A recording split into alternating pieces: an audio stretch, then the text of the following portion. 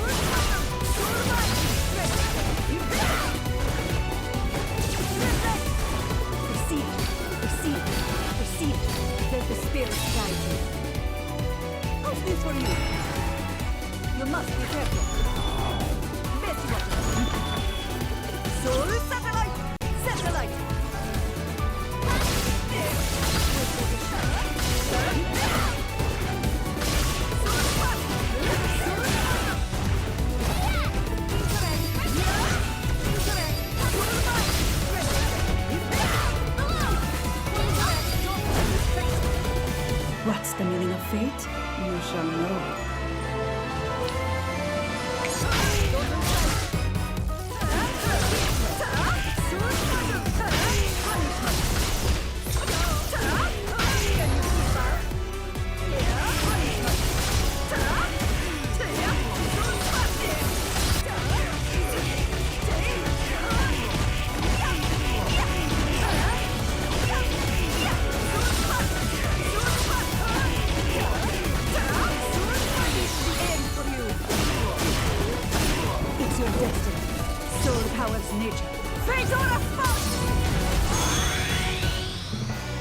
You should try to learn to use your power a little better.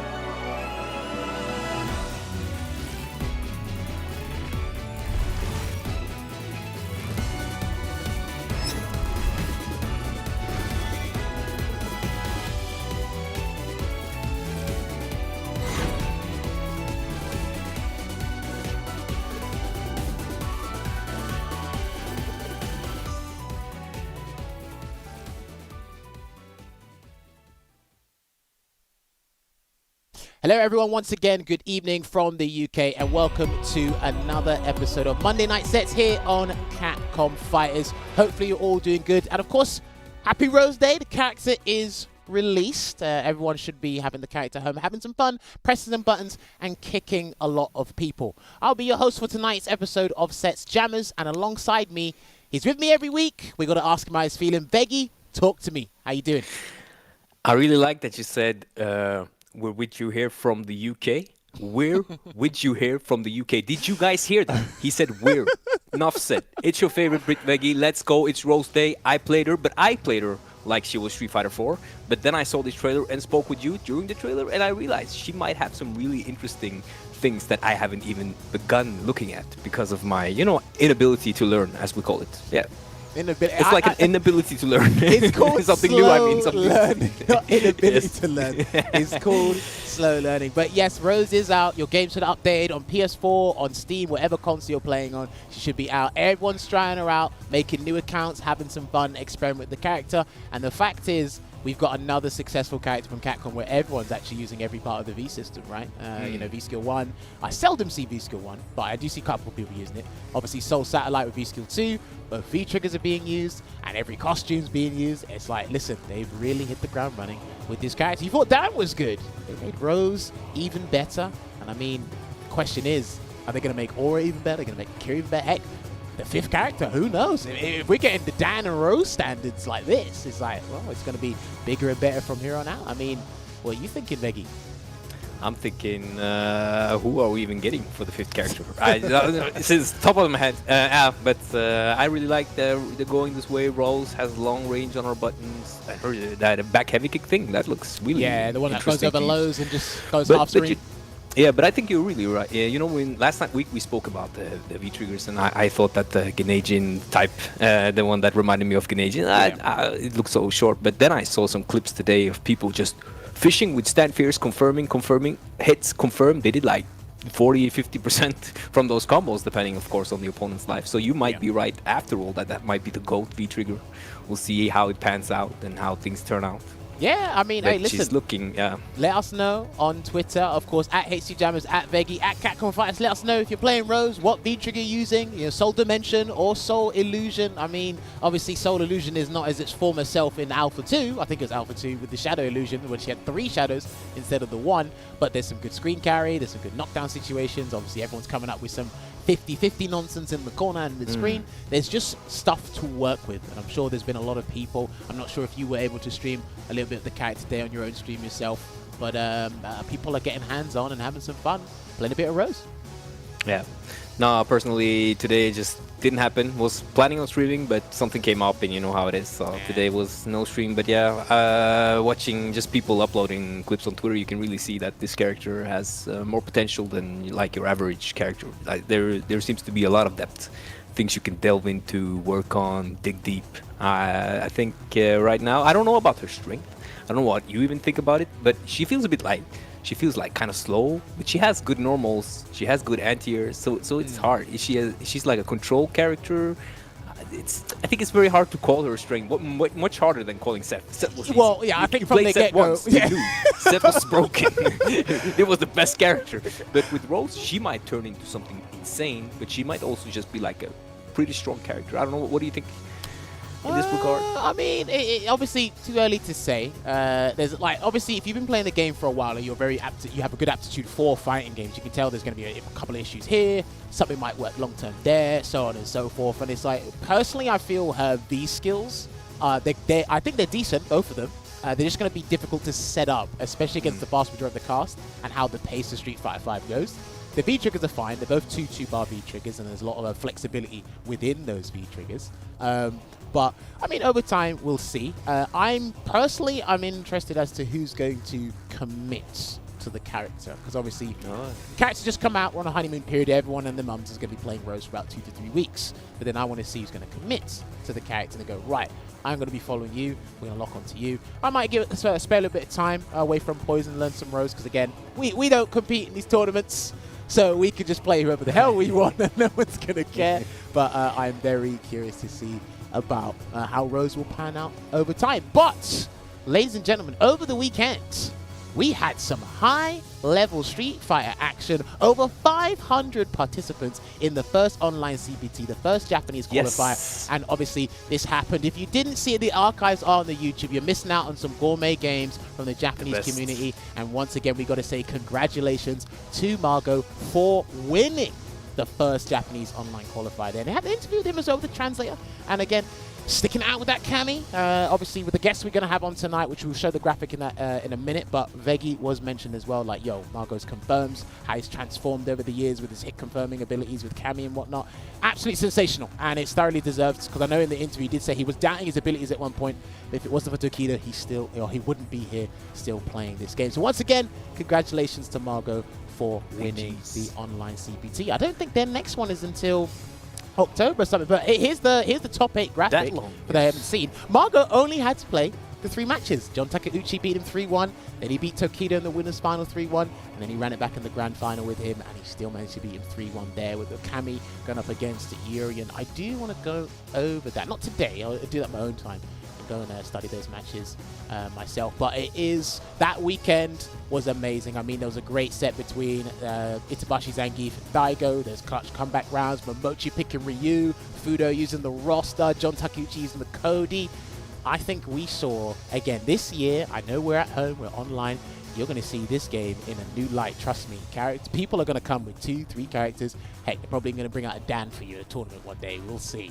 But, yeah, I mean, someone did this weekend, actually. How did you find the top 8 Veggey over the weekend, if you caught any of it? Favorite matches, definitely Momochi against Tokido, which was also a huge heartbreaker, and I kind of feel like Momochi won that set, but, you know, execution is a part of your skill set, so if you miss the execution, that is on you. But still, I would really like to see the grand finals being Margot against Momochi, since I think Ryu deals well with Cammy, especially. What did he tweet out after the match on his stream? He said he inputted Super with the 1 button because you don't have to cancel into Super with all 3 buttons anymore. You can do it with the 1 or 2 or whatever. And I think he said, I done the 1 button, missed input, heavy DP came out. But if he input it with 2, if the Super didn't come out, he would have got EXDP. I think that's what he said. I might have to find the translated tweet or his message again, but that stuff does suck. And do you know what? What's humbling about those kind of players is they still pin the blame on themselves, because it's like it's something I didn't learn, but it's like that's not something that you would train yourself to do anyway until it happens and is considered as a big mistake. And then now he's going to learn from this point onwards to do it with 2 buttons. So I mean, it is a big deal, and that changes a lot of things. Yeah, and I think actually High Fight confirmed with his tweet that is what he said. And I like, as you say, that he didn't say online this, because I mean Super Input, it's not dropped due to online. So had he had the double punches, he would have been in grand finals, but he didn't. But he will next time. So that's an important. Maybe not if that happened in a battle lounge or a ranked match, wouldn't give it that much thought. But since it happened in a tournament, you know that's going to be worked on, so that doesn't happen again. It stings a little momentarily, but as you said, you definitely you move on from it and learn from the mistakes. As you can see, we can see the grand final set, some footage from Tokido. And Margot here. He went Urian the whole way through, I believe. I don't think there was any sign of his Akuma there, Tokido, unless you managed to catch any of his CFM replays before the stream.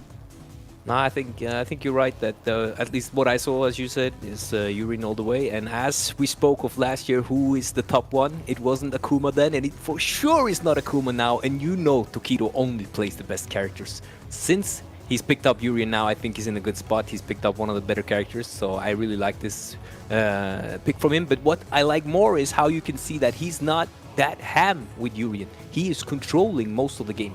Most of the round, he is using Urian's extremely strong normals in a way. I mean, other Urians do, but I think he's showcasing that you can actually play a lot more solid than many of them kind of like have an idea of how you should play. I feel like, for instance, when he played against Momochi the first time, it was just like crouch, medium kick, stand, medium kick, crouch, medium kick, stand, and medium kick, like without overextending. Yeah, I mean, he set down he just laid out the buttons, laid down the ground control, and then obviously he'd mix in the 16-frame dash because it is a pretty fast dash. And I think most players did handle it pretty well. They took the grab. I don't think many of the players got counter hit by the standing medium punch, but again, it's a very interesting style he's brought to the table. I know he was messing around with Balrog at one point as well. I don't know if that's going to be a thing long term, but obviously their next qualification is not going to be for a couple of months, so it's going to be interesting to see how much they develop, if he's going to change over characters, will he bring back the Akuma? There's many things to be said about that. But like we said, once again, congratulations to Margot for winning that. Do not forget, if you are part of the Central America region, registration is open now. And if we get the schedule up after this, just to remind people, because there actually is no more tournaments this month regarding the CPT. It was just the one in the April. And in May, you're going to be hit with the 5 tournaments there. Central America West, North America, Canada West as well, East Asia, South America West, Brazil, South America East as well. So we're going to be hit with a plethora of high-level CPT action from multiple regions. So hey, hang on tight, fasten your seatbelts, because we're going to be having a lot of fun for the months to come there. But we got to discuss today's episode. Veggey, let's go. Who are humbling guests tonight that we're bringing on? They are the most humble, definitely. That's a good word.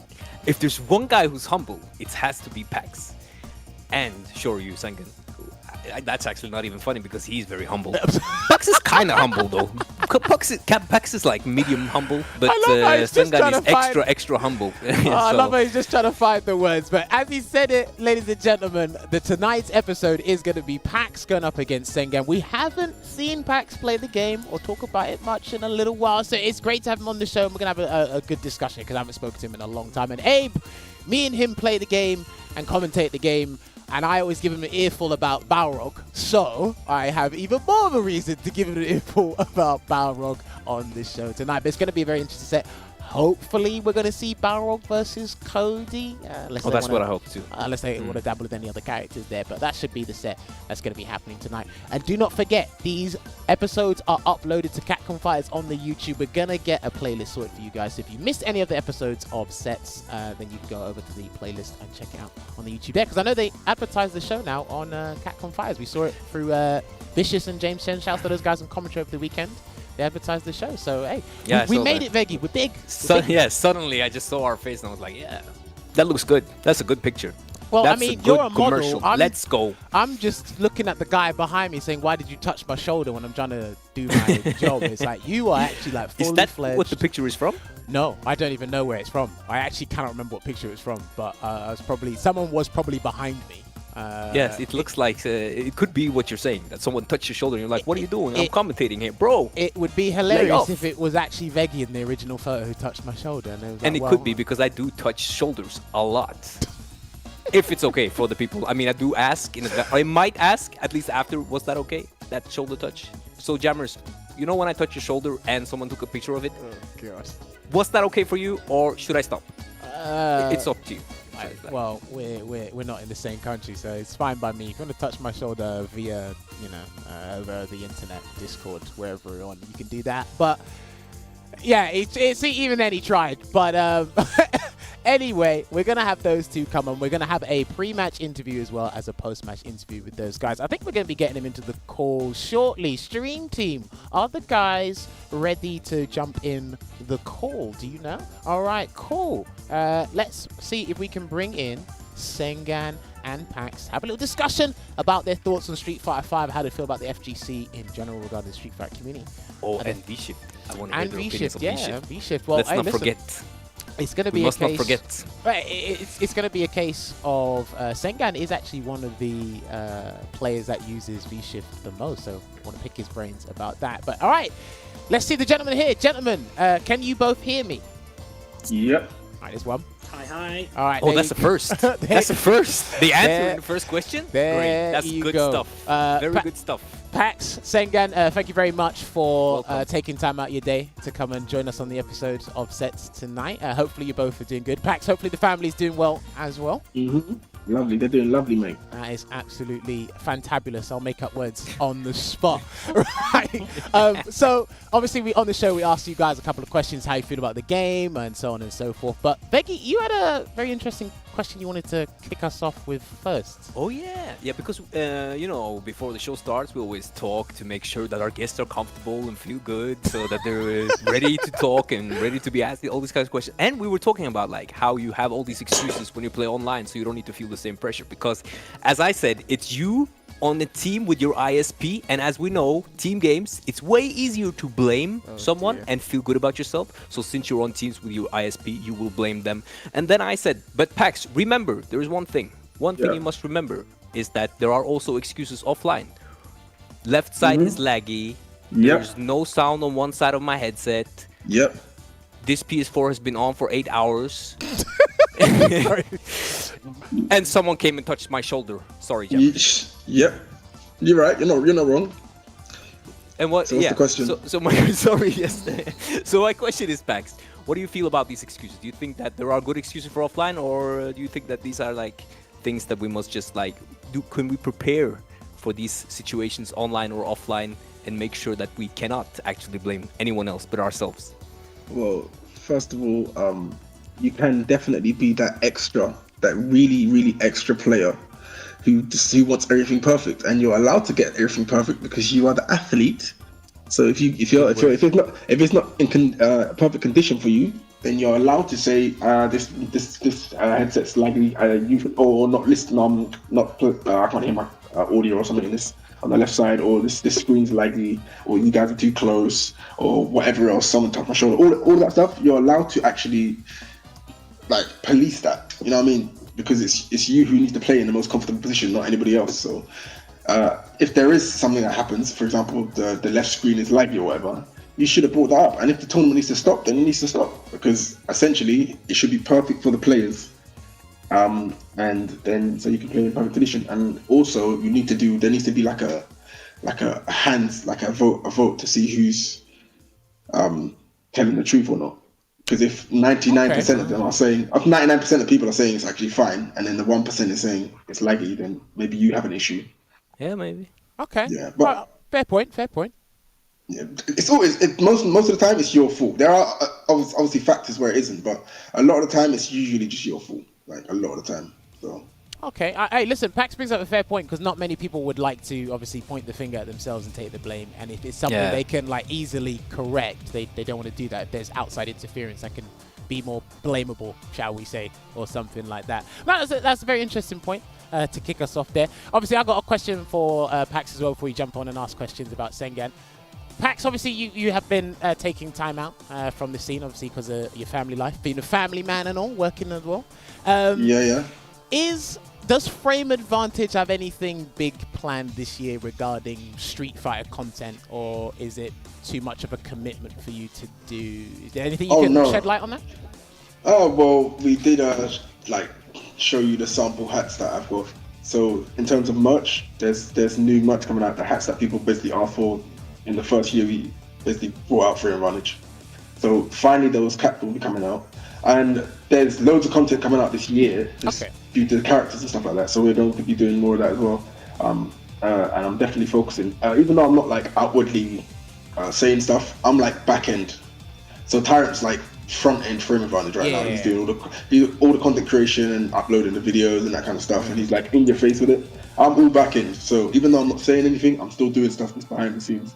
Hence why the sample hats finally came out and stuff. So it's just basically getting that moving, and we're gonna get the merch out, and as and when we get a lot of content out. For example, there's Rose has been out, so that's something that we need to pick up on as well. Tyrant's streaming right now, the Rose stuff, but we'll get some content out for her as well. So it's always for Street Fighter, it's easier to do it when something big happens, you know. Yeah. Because it's just easier that way. For example, Dragon Ball FighterZ, for example, has a great combo system. So there's a lot of crazy things that you can find out. That's why content can just be uploaded 24/7 for that kind of thing, man. Street Fighter 5 is a bit different. So when Capcom release like DLCs and stuff like that, then we can make or glitches are found and stuff like that. Then we can make content around that. And obviously because I'm not streaming, there's not like those highlight videos anymore. So it's more to do with just the content that's been uploaded. So Rose, for example, just come out. You can expect to see some content come. Cool. So obviously, like, because I know I said this to Packz earlier, because I know with the thing in the entertainment industry or whatever industry you're in, it's like if you're MIA for a little while, you just want to take a bit of R&R or just relax, people assume you just disappeared off the face of the earth. So I just had to ask that question for the people. Packz is still around.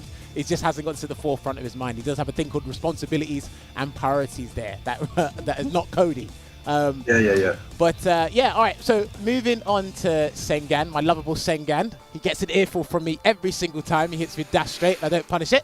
How's it going, buddy? How you doing? But nah, thank you so much for coming on. So for those of you who don't know, just to bring you up to speed, Sengan is actually probably one of the best players right now in terms of using V-Shift. Definitely active with it, utilizing it as much as he can, and I think he's definitely one of the best at using it. So Sengan, what is your opinion on V-Shift as a whole right now? I think it's a beautiful game mechanic. I think it adds an extra defensive option into the mix on Wake Up. It adds something else for the offensive person to think about. It adds depth to the game. On top of that, you can use it in different ways. So like, not only is there a mind game if I'm going to use it on Wake Up, but if you activate my V-Shift and I decide to do V-Break, if I see you block my V-Break, I understand that you're not pressing buttons, like mashing buttons after my V-Shift. So then I could do stuff like V-Shift back and then dash in. If I see you're checking my dashes in, then I might decide to V-Break again, or I might decide to like just walk up and clip. So it adds loads of different mind games and loads of different specific situations. And then on top of that, you've got all of the different V-Shift setups for different characters. So one person, you might only be +5 after V-shifting a move, whereas another person, you might be +12. So you have to kind of find that out in the lab as well. So overall, I think V-Shift has made the game amazing. Okay, I mean, I love that here. Now, I'm going to kind of leave this. I'll ask Sengan it, but I want to leave it more open as well because we all have a good insight on the game. Yeah. Sengan Balrog.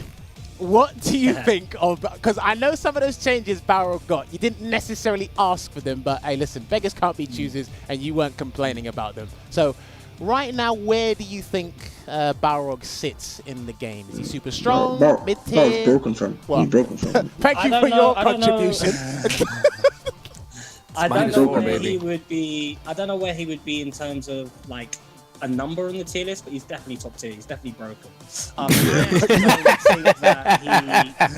I don't think he's broken for the reason people think he's broken. I see a lot of like people talking about the -4. I don't think that's necessarily why he's so strong. I think the changes they made to his standing medium punch to be able to pick people up like, who are crouching, full stand is huge. And on top of that, being able to cancel his uppercut and his target combo into V skill 2 is huge, because there were certain characters where you just couldn't get V skill 2 off of, but now he can get V skill 2. And for those that might not know, he can, with V skill 2 active, he doesn't need charge to do a straight. He can just go forward and press punch, and a straight can come out. So it opens up so much for him in terms of the neutral game. It makes him so much more stronger in the horizontal space. Yeah. All right. I can't remember what other buffs they gave him, but like those were the 2 standout buffs. I'm like, this is huge. CA does more damage if he gets the zoom in effect. And obviously there was... And I know they added some damage on the straights. Yeah, something like that. But he's just a mess to do it. Like after they took turnaround punch away from season 2, he's just been slowly creeping back up, and like not many people were talking about this sort of thing, but now he's back in everyone's faces once again. I mean, Veggey, have you got, let me ask Veggey quickly what he thinks, because I don't actually ever think I've actually asked him about Balrog. I think Balrog is extremely rewarding. You get a lot of reward, and I feel like Balrog controls, like if you know how to space slightly these dash punches that you might not really need to space that much anymore. I think that you really get to dominate the neutral game by like default. I think Balrog is a menace. I think he's a super strong character, and I think he was pretty strong last season as well. So I think these changes that Sengan spoke of mostly really make him, as I said, a menace and a really hard character to deal with. For a lot of characters. And obviously, Sengan, you wanted to make a point before I directed over to Veggey. I mean, say what you want to say. The other thing is V-Shift is huge for Balrog as well. It really changes a lot of his matchups. So it changes like a lot of matchups that were bad for him, like Laura, aren't as hard anymore. So on top of those changes is the reason why Balrog feels so strong these days. Okay. His matchups got a bit easier. Some of the harder ones, right? Yeah, for sure. Yeah. Interesting stuff there. Obviously, before we get you guys into the first to 10, because that's what you guys are doing, we have one more question from me, one more question from Veggey.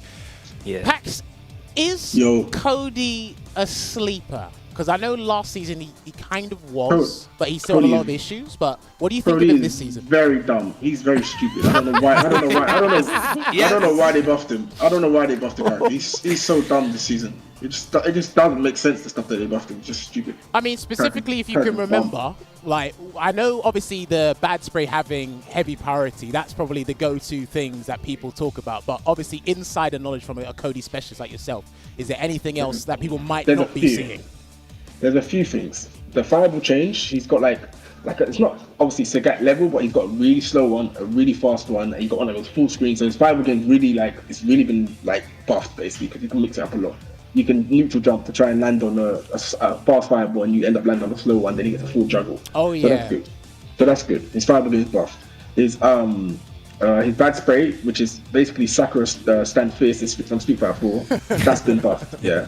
So he's got a free frame that's a heavy, and it's going to counter hit you because it's a wake up button, because you're going to be pressing the button, and he gets a fierce off it. So he goes from a bad spray into a fierce, which is just dumb. They gave him double. He can confirm off the second hit of stand fierce, which is dumb. So now I can hit you with the really late hit and cancel it if I anti-air you, or I can just do it on your wake up. It covers both wake ups and then cancel it into EX Zonk or whatever. So they buffed that too. The level 2 EX Zonk +5 on block, unreactable, a frame trap from lights. You can't you can't do anything. Yeah, there's no risk to that move. Yeah, 0 risk. But if it hits, I get a heavy kick ruffian and a medium kick ruffian in the corner, which is like 350. That's the dumbest move ever. Like, the move's stupid. They buffed his command grab in V-Trigger 2. Every single version's got 10 more damage. That's stupid. That's stupid. They didn't need to do that. But the dumbest one, the dumbest buff, and this is what people don't realize. Talk to me. They might have seen John Takeuchi doing it. I was telling people in the chat, in the WhatsApp group. I said it straight away in the WhatsApp group. This is a stupid buff. They added an active frame and extended the hitbox on medium kick ruffian for no reason. I can literally spam it on so many characters and they can't do anything. Literally. Doesn't matter how far your full frame reaches, you can't do it. It's -4 and it's full screen, and it's doing like 150 each time it hits you. It's just stupid. So basically, it's basically like a Cody dash punch.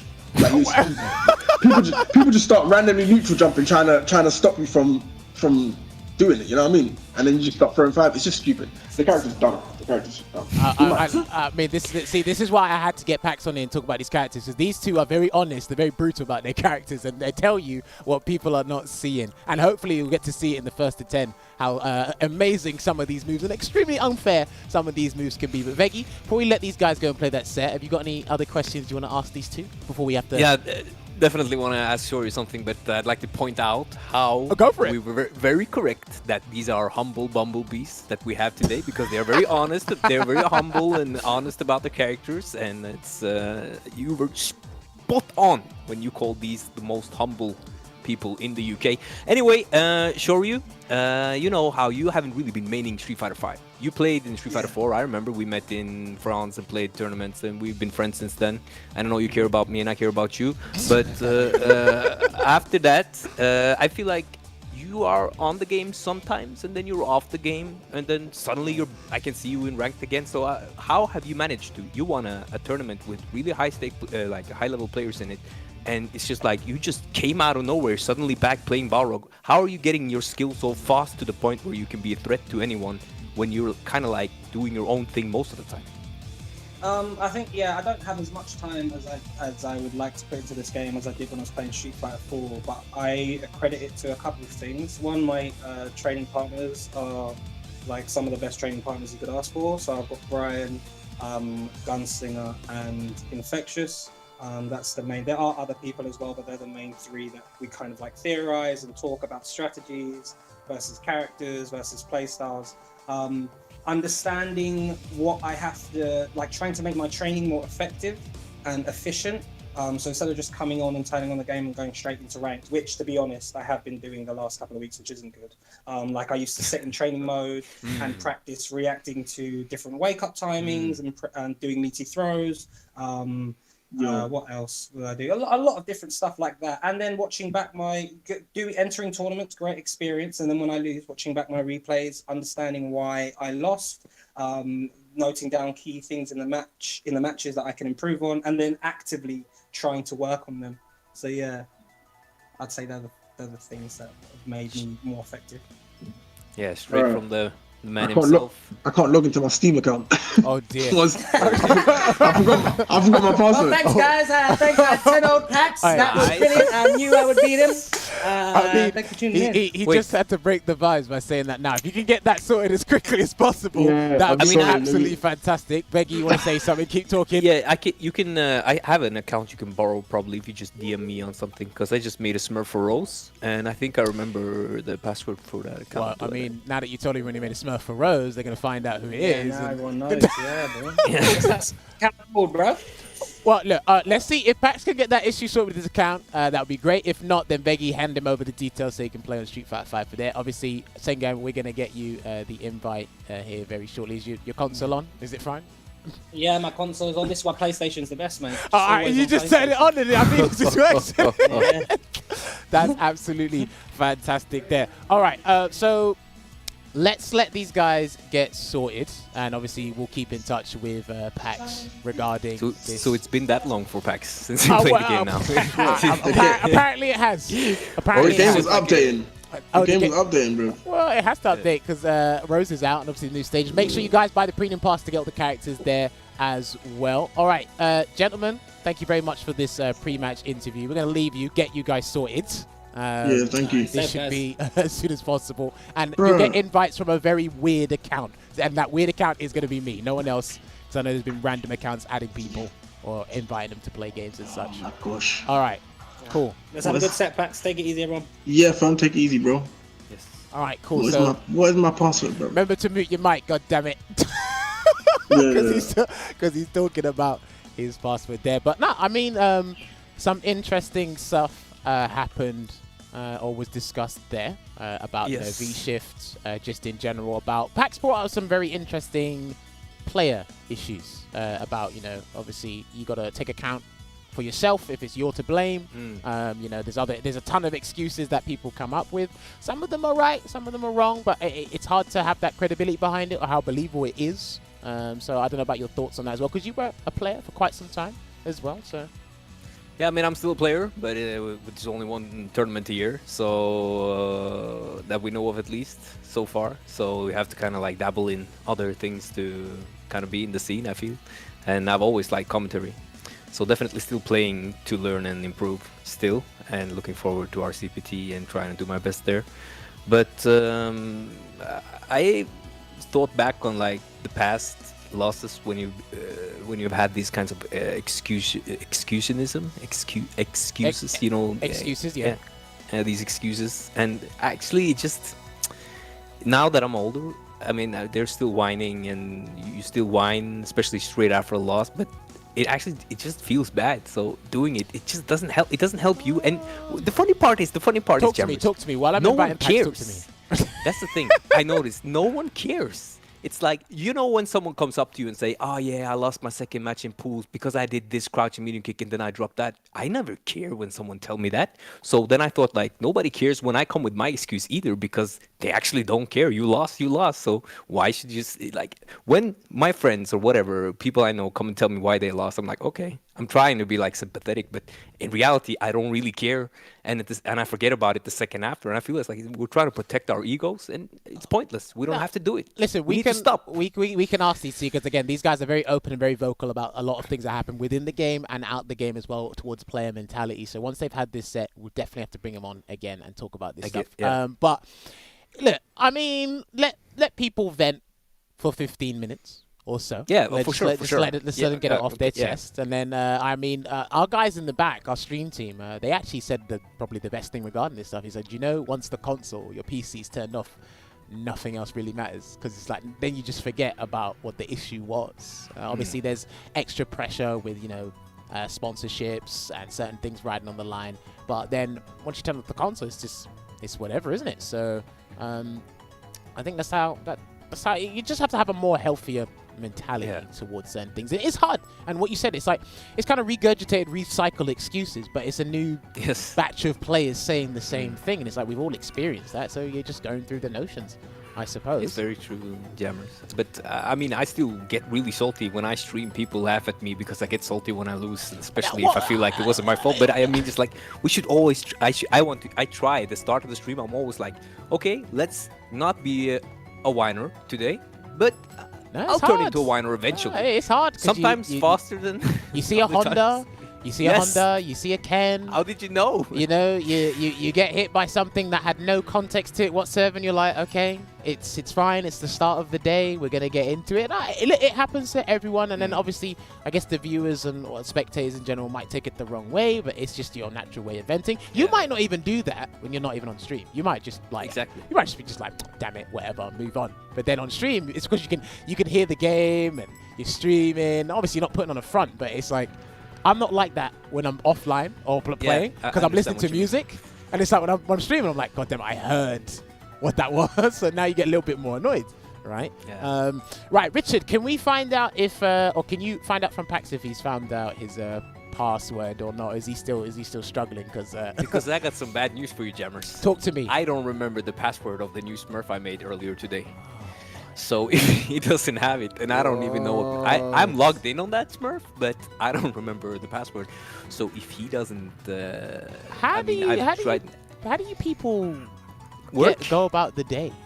How we live? How do we remember to drink water, eat food? I don't know. It's very interesting. I mean, I have a wife, I have a son. They take care. They make sure I eat. They make sure I drink. I mean, my first meal today was at 8 p.m. So I'm gonna have to apologize for the inconvenience and the people surrounding me outside of Sengan who just cannot remember their passwords or whatnot. Here we go. It's like, what is going on? And again, me and Sengan were talking about this earlier, you know, the difference between PC and PS4 and whatnot. It's like, PS4, you just turn everything on and it's there. Apparently, some of you lot can't even remember your passwords, or I don't even know why you didn't say it to remember me, or something. Yeah, but you know, that's also happened on PS4, that it's been so long since I turned it on. When I turned it back on, I had to re-enter my password for my PSN account. And I think that's one of the hardest passwords to remember. Luckily for me, I used the standard password that I will not disclose here on stream, because that would not be a very wise What thing was to that? do. Honda Hate 101? Almost. Was that Honda Hate the password? 100. Honda Hate 101? I don't know. Almost. They asked you to get close. capitals and lower cases and numbers. So it was like, Honda Hate! I don't know. Right. Let me find out here because Wait, maybe I found it. we're still waiting on Packz here. But again, thank you very much for your patience here. We are trying to get in. A first to 10 will happen tonight. It is going to be between, obviously, our lovely guest, Sengan and Packz. But Sengan's just here chilling. He's probably making some more food right now because he's probably itching to play that barrel because he's got a pretty mean barrel if you haven't seen it already.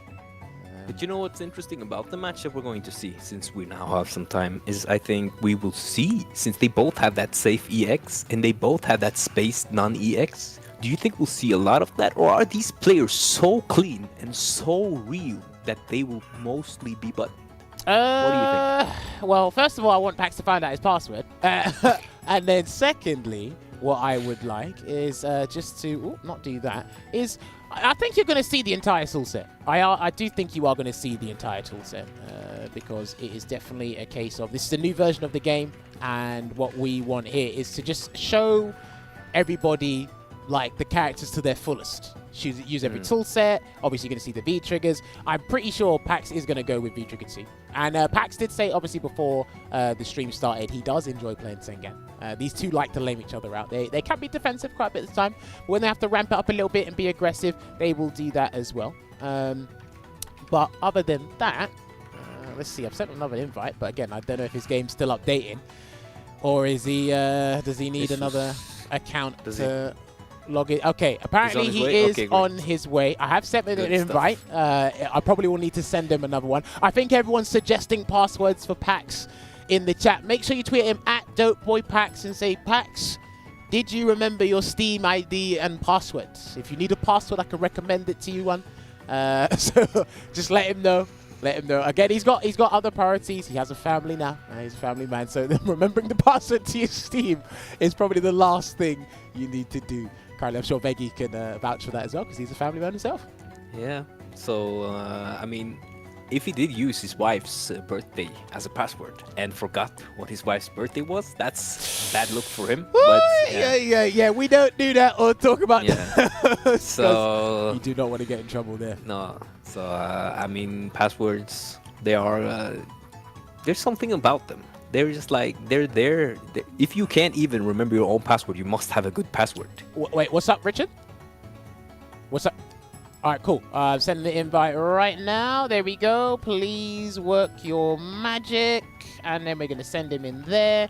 And once I see his name pumped in, we're going to get a set going on. Like I said, thank you very much for your patience, everyone, for the extended wait. These are some guys we haven't actually spoken to in a little while, so our conversations will drag on a little bit. And obviously, because the last time I seen you and Packz speak to each other was actually the podcast you guys did. Yeah, with Logan, F-Word, Phenom as well. I think I might have to send him another one. Let me see about that. But, I mean, I'll go for it. Oh yeah, and he did like he had suddenly showed up that time too. So it's in Packz fashion. This is the new Packz fashion, being a bit like a diva. He's a bit diva right now. He's like a diva. Listen, when are fashionably late, baby. When are we not divas? Each and every one of us. You guys at home as well. Everyone can be a bit of diva, you know. That's what I mean. Oh, you learn when you're not a diva when you have your own kid, because to that kid you shall always become a servant. Or you will always be a servant of sorts, and not really diva-tastic, I think. I'll tell you who are diva-tastic people, though. These people you see on your screens right now. My stream team is hitting with the ad, and we got to talk about it. If you want to see more Street Fighter 5 action coming this way, make sure you follow Damascus on his social media, at ZDamascus on Twitter, and make sure you follow his Twitch account as well. Mr. Crimson still remains as the champion. He'll be going up against Link Excello for the main event. The qualifying match to see who wins that one, or the main card, is going to be between Lily AJ, a very good player from the UK. He used to be very not confident or unconfident about his gameplay, but he's going to be going up against Freya. Nash player, yes. I didn't actually know he used Gil either. That's actually pretty interesting. So I might have to tune into that one and see how that goes there. And obviously the undercard would be Dover Chief, and improving, up and coming, and he's definitely improving by the week. Chun-Li player going up against Notcha.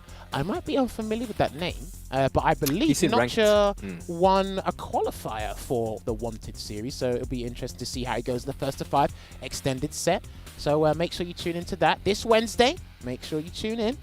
And do we have the Rose-only graphic there? Richard as well. There we go. The character's out. Like I said, happy Rose Day, everyone. But there is going to be a Rose-only tournament happening on April 23rd.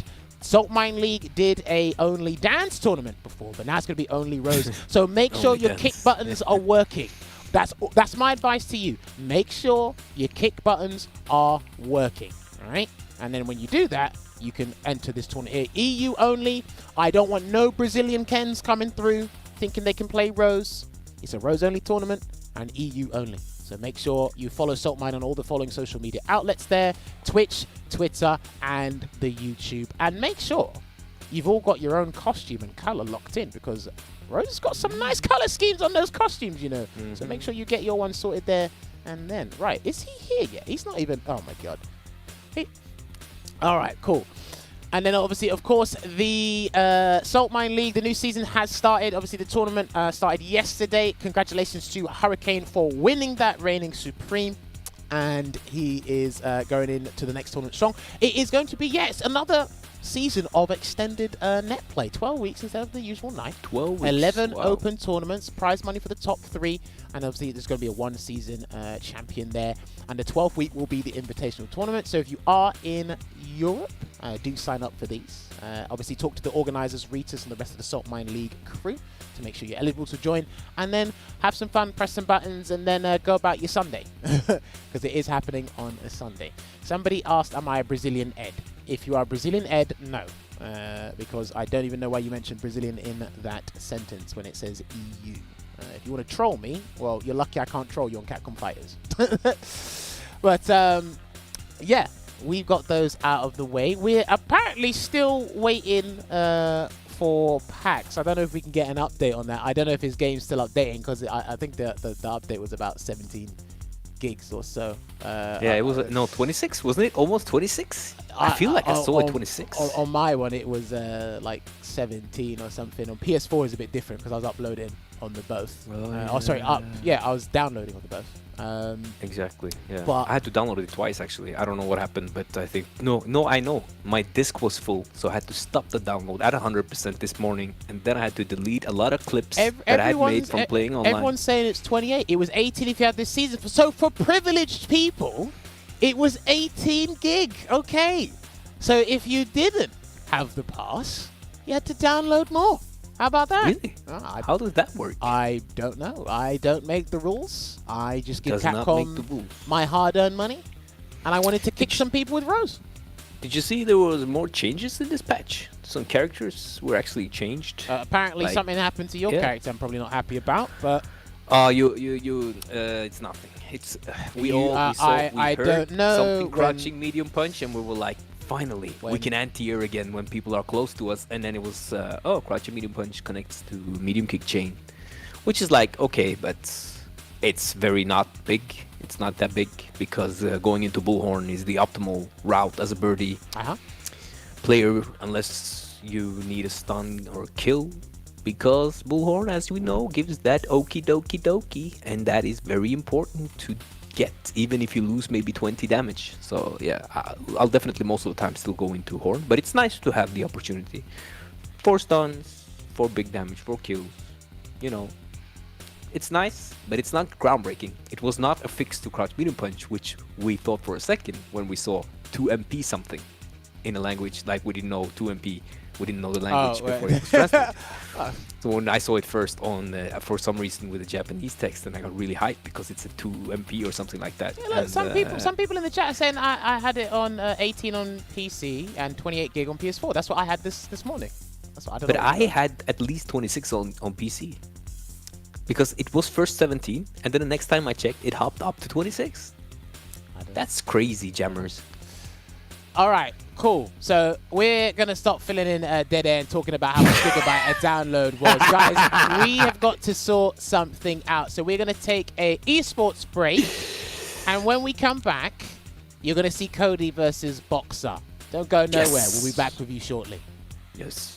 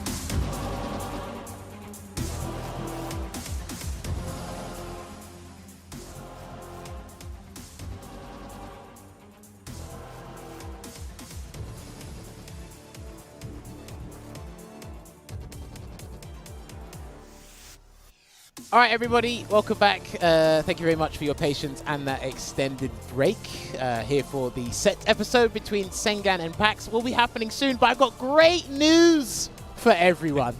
Great news. And it's such good news that Sengan is on the call with us. We haven't muted him. He's with us. It's that there's still a little bit more time till Packz's Steam account updates. And word on the street is, not my series on YouTube that you should go and check out on the official Street Fighter channel. Word on the street is, Packz is actually going to pay everybody's electricity bill for running them dry at home. So, for everyone waiting in the stream at home, if you just foot the bill to @DopeBoyPackz on Twitter, and if you put hashtag blame Packz, I'm pretty sure he's going to pay your electricity bill. If you have to pull out a loan or win the lottery, that's absolutely fine. But At Packz. he's apologizing for the inconvenience there. But look, he's got a little bit longer to go with his Steam account. Little does he know there's a surprise for him on Street Fighter 5 when he loads it up there. But Veggey, He's paying for my takeaway. well, there you go. Sengan's there. Veggey, Sengan, are we still live? We still energetic? You guys with me? Yes, Yeah, I'm with you, we bro. are with you, my brother. Okay, Let me so just check that I'm not muted. I'm not muted. as Great, as good we stuff. await our humbling hero Packz, because they always make a late entrance in some way, shape, or form, we're gonna have a little bit of an extended talk with Sengan, just building up to this, and we were actually chatting about this before. This is a question I wanted to ask Sengan after this happened, but we got a little bit of time, so I'm gonna ask him now. So Sengan, I want to ask you about current player mentality during lockdown. You seem to have one of the more healthier mindsets to just playing the game. Kind of like a more relaxed, laid-back mindset to playing this game. But you don't necessarily think other players have that kind of mentality of just, playing the game, getting on with it, trying to improve as much as they can, kind of treat it like an offline event.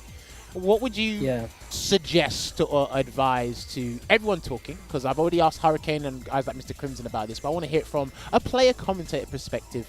What kind of mentality should people have towards Street Fighter 5 in these current conditions? I think it's not just around this game. I think it's just for life in general. But you need incredible amount of discipline and honesty with yourself.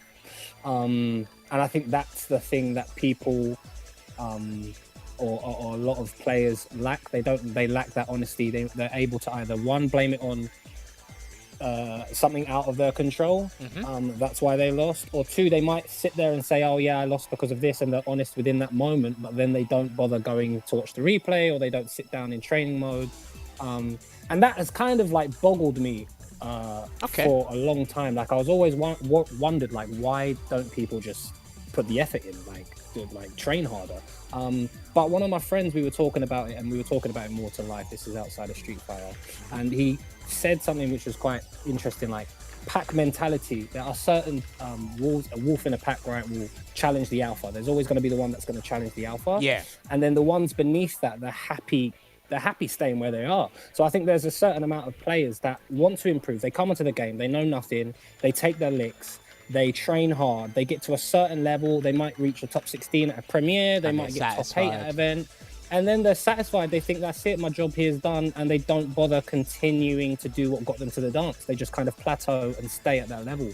And they'll continue to stay at that level until, they are honest with themselves and have the discipline to change something, change their mentality, change their perspective. And yeah, that's kind of what I think. So if you were going to say advice, I would just say, just be honest with yourself. Be honest and set like a disciplined routine when you come onto the game.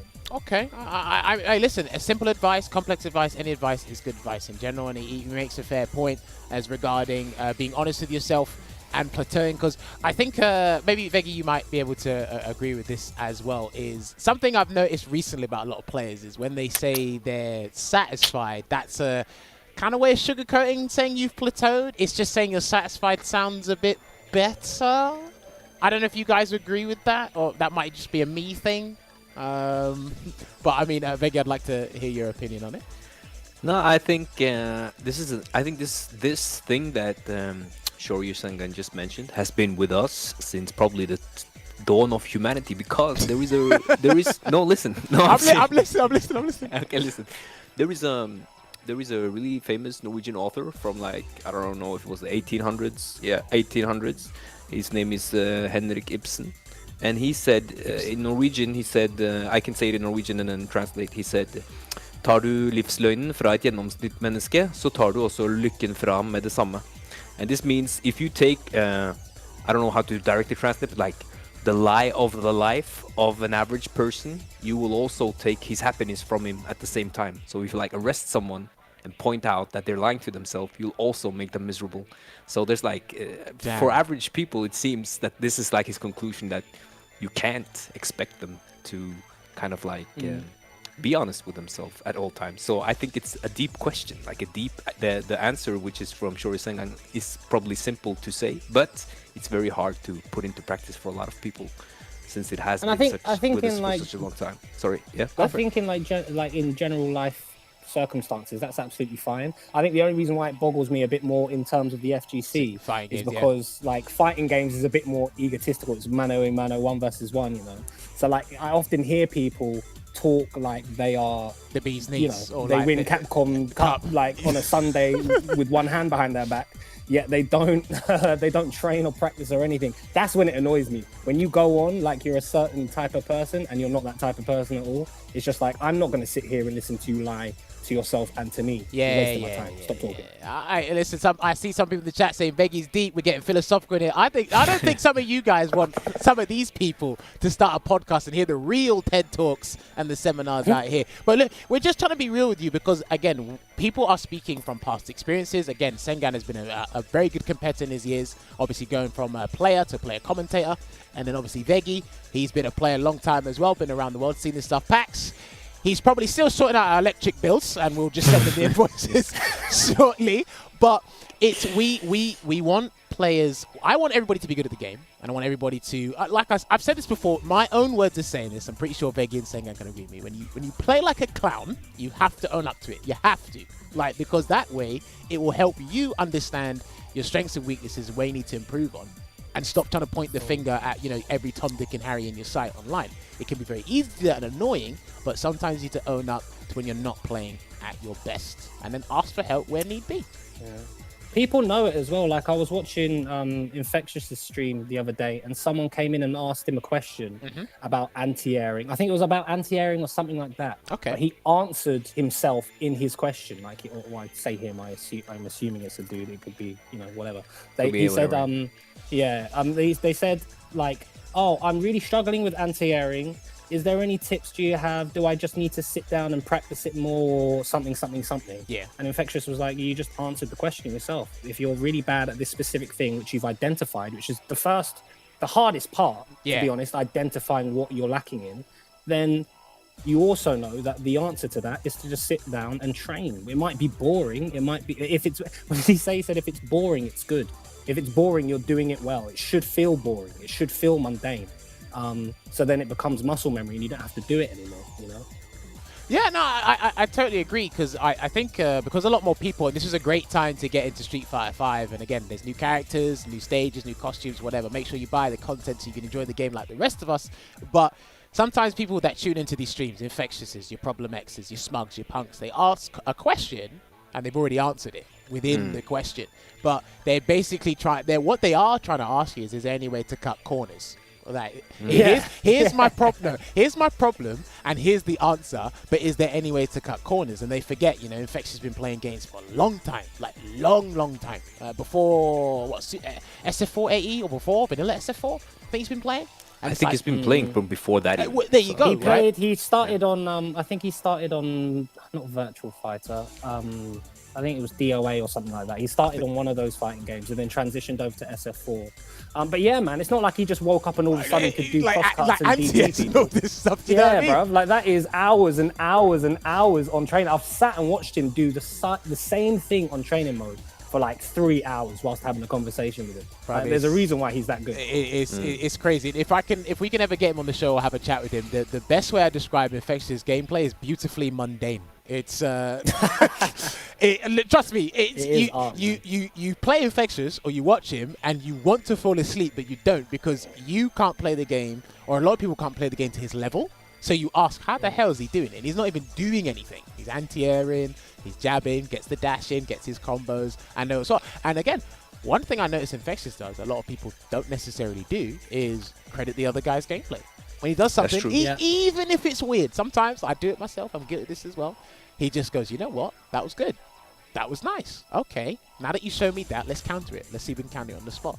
And I mean, more people should do that. It will put your mind at ease, unless it's a no context Ryu online, because I know there's a horde of those. But other than that, it's just these, like Sengan said, this is a very egotistical environment. It's one-on-one, and when you do get too big for your boots, you might think you're the next best Evo champion when you might be the Evo chump. Who knows?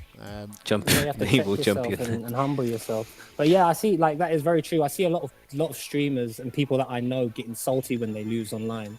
I think once MQS asked me when I was streaming, like, how come you're always relaxed and calm? And it's like, because I understand that I didn't do the option to beat what my opponent. I wasn't ready for my opponent's choice, and you know that doesn't mean I have to be salty at them because they did something I didn't understand. You know, like, I don't really get salty at this game.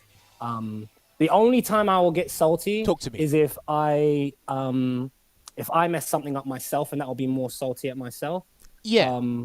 Yeah, it's more that. It's like I don't really get salty at the opponent's choices or what the opponent decides to do because they decided to do it. I can't control their brain. Do you know what it is, right? There was another thing that I mentioned before. I don't know if I told Sengan about this on a voice note. Probably didn't. It's when you deem something as random or unorthodox. I think it's random because you didn't understand it, or your period of looking for a certain attack or a certain situation. If they do it past that window you're looking for it, now you've deemed it as random because you were no longer looking for it. Does that make sense? So Yeah. And I feel a lot of people, again, myself included, do that on stream because it's like, all right, I'm looking for this, didn't do it, and 2 seconds later, random sweep. And it's like, well, that was random, wasn't it? And it's like, well, you were looking for the sweep, but now that it's out of that window, you're looking for it, and then you try to move on to the next thing, it's now deemed as a bit weird. Go on. But I think, Jammerz, that I agree with what Sengan is saying, but I also think that if, for instance, a person is often saying, how do I improve, how do I get better, and they continue to like make decisions by like in a way that's not, you can explain to them why this is not going to be risk reward over a long run. You cannot like win consistently with it, and then they continue. They ask how can I get better with this? You play them, they do these things, you give them feedback, and then they'll be like, yeah, but it worked. You should have stopped it. It's like, that's I hard agree. to stop. I agree. I agree that Shori Sengan is right. He should have been ready, but at the same time, it's like, don't say you want to improve, and at the same time, not like take feedback. Even if you won on something, it might have been like not really a wise thing to do in a long run. Yeah. So I think it's like two-sided. You need to. Oh yeah, 100%. Yeah. A lot of people don't look long term for these things. You turn on the console, you want to load up online, just play a couple of games. If your sweep works, great. I'm going to collect my points off of a warlord. If not, then I'll just ask someone for help, see if we can cut corners and move on, and then try again another day. Sometimes that's what people do. They don't think long term. And I do think that in ranked, especially when there is that rank gap, the decision making might actually be based on point gain. And then you can suddenly understand it better because it's all about getting that one win so that they're plus, even losing 2-1, you'll be plus 70 points if you're a diamond, right? Losing to if we want to go into CFN rank point logistics here, apparently there is a system that I don't fully understand, but people do. But there is gains and losses to be had on this online system. I think ranked is a great way of understanding where you are and where your level's at. It's absolutely amazing, the ranking system. Okay, enlighten me.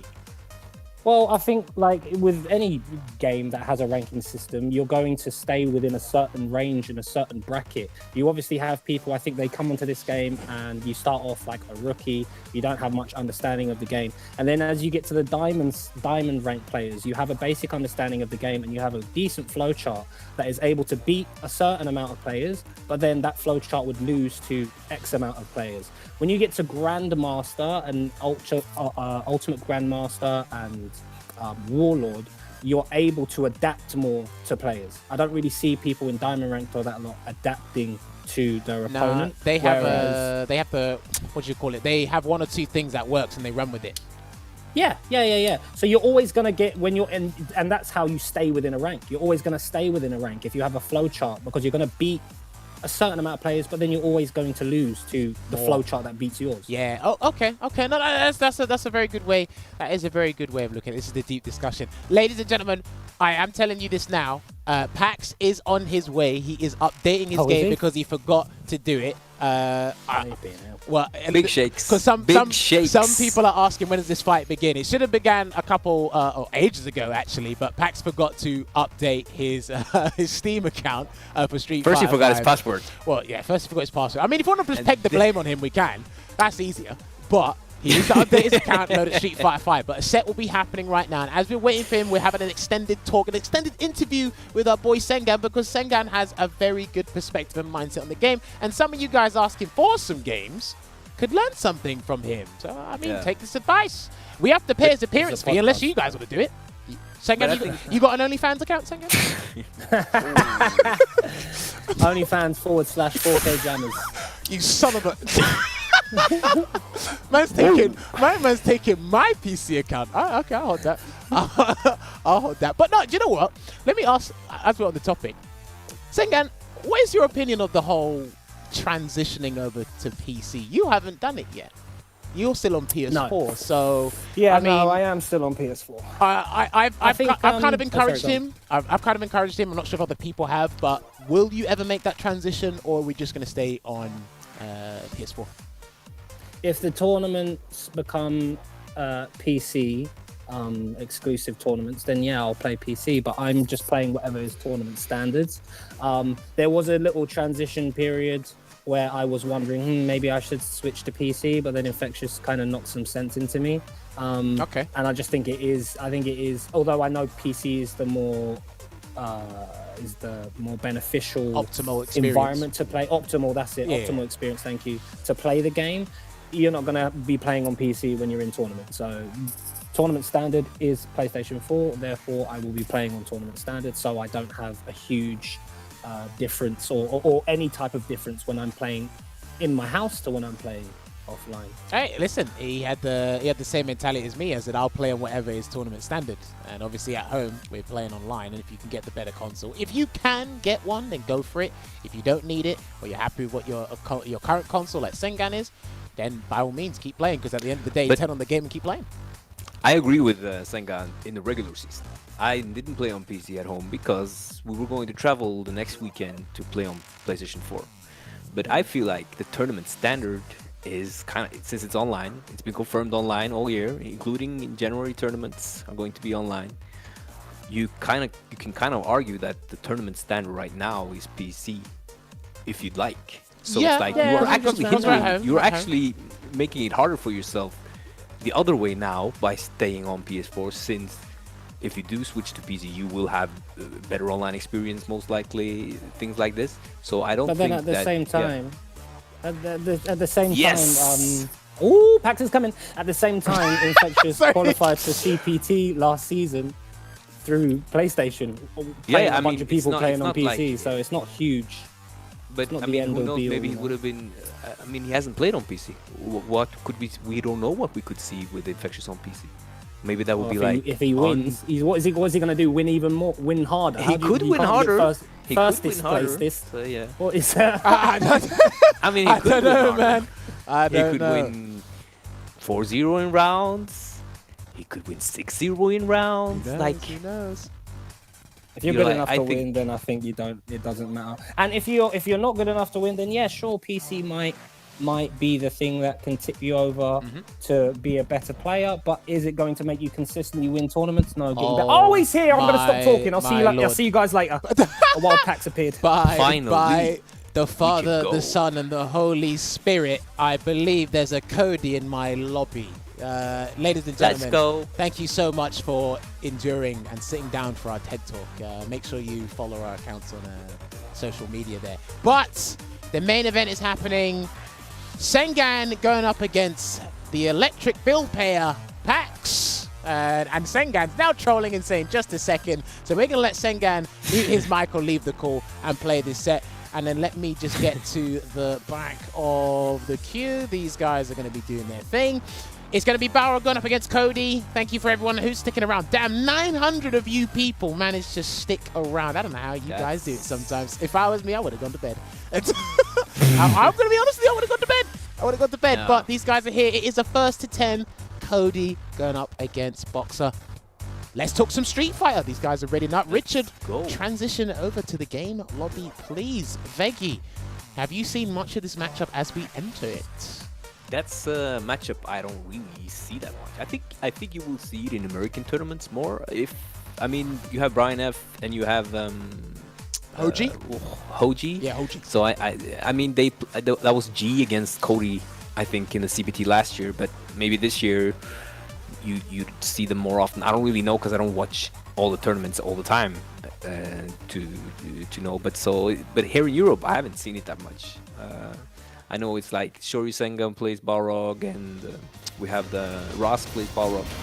There's a lot more Codys than Balrogs, but at least now we get to see. Hey, listen, I don't really know what to expect. The Codys we do have, they are nothing but very strong. Shouts to Packz, Soundboy. Yes. There was another one. Frost is good as well. Yes, as well. Well, I heard he was a guild player. But I heard he was a guild player. But no, he's not a guild player. He's a guild down player and a Cody main. Guild down player sounds. Guild down player sounds like. Right, ladies and gentlemen, it is a first to 10 Boxer going up against Cody. Lord Jesus, we start with the meeting kick before it even went into the lobby. Straight into it. That was a very good transition. That was absolutely insane. All right, so yeah, these two, they are actually very fun to playing one another because of their styles. I think you're going to see Sengan using V-Skill 2 a lot because Balrog has a lot more ways to charge it up, cancel into it, and make it more annoying for Cody in the neutral. But as Veggey said earlier, I think we're just going to see a lot of ruffian kicks and dash straights because, okay. Great use of the V-shift there, though. But we saw Packz already missing his -4 frame punish, but I do think he has it when he's in range, so it looked more like he was just missing the timing a bit.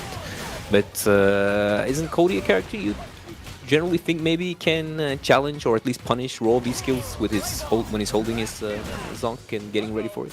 Damn, he jumped back right off the bat. Okay, early decisions being made from the both of them. Packz went for an early command grab, Sengan went for an early jump, and he did jump backwards just to play it safe there. Interesting stuff. We're going to see how that pans out in the long run. He's gone with V-Skill 2 as well. That's going to be the interesting pick because I think you should be able to react to dash straights, especially the medium and heavy ones now.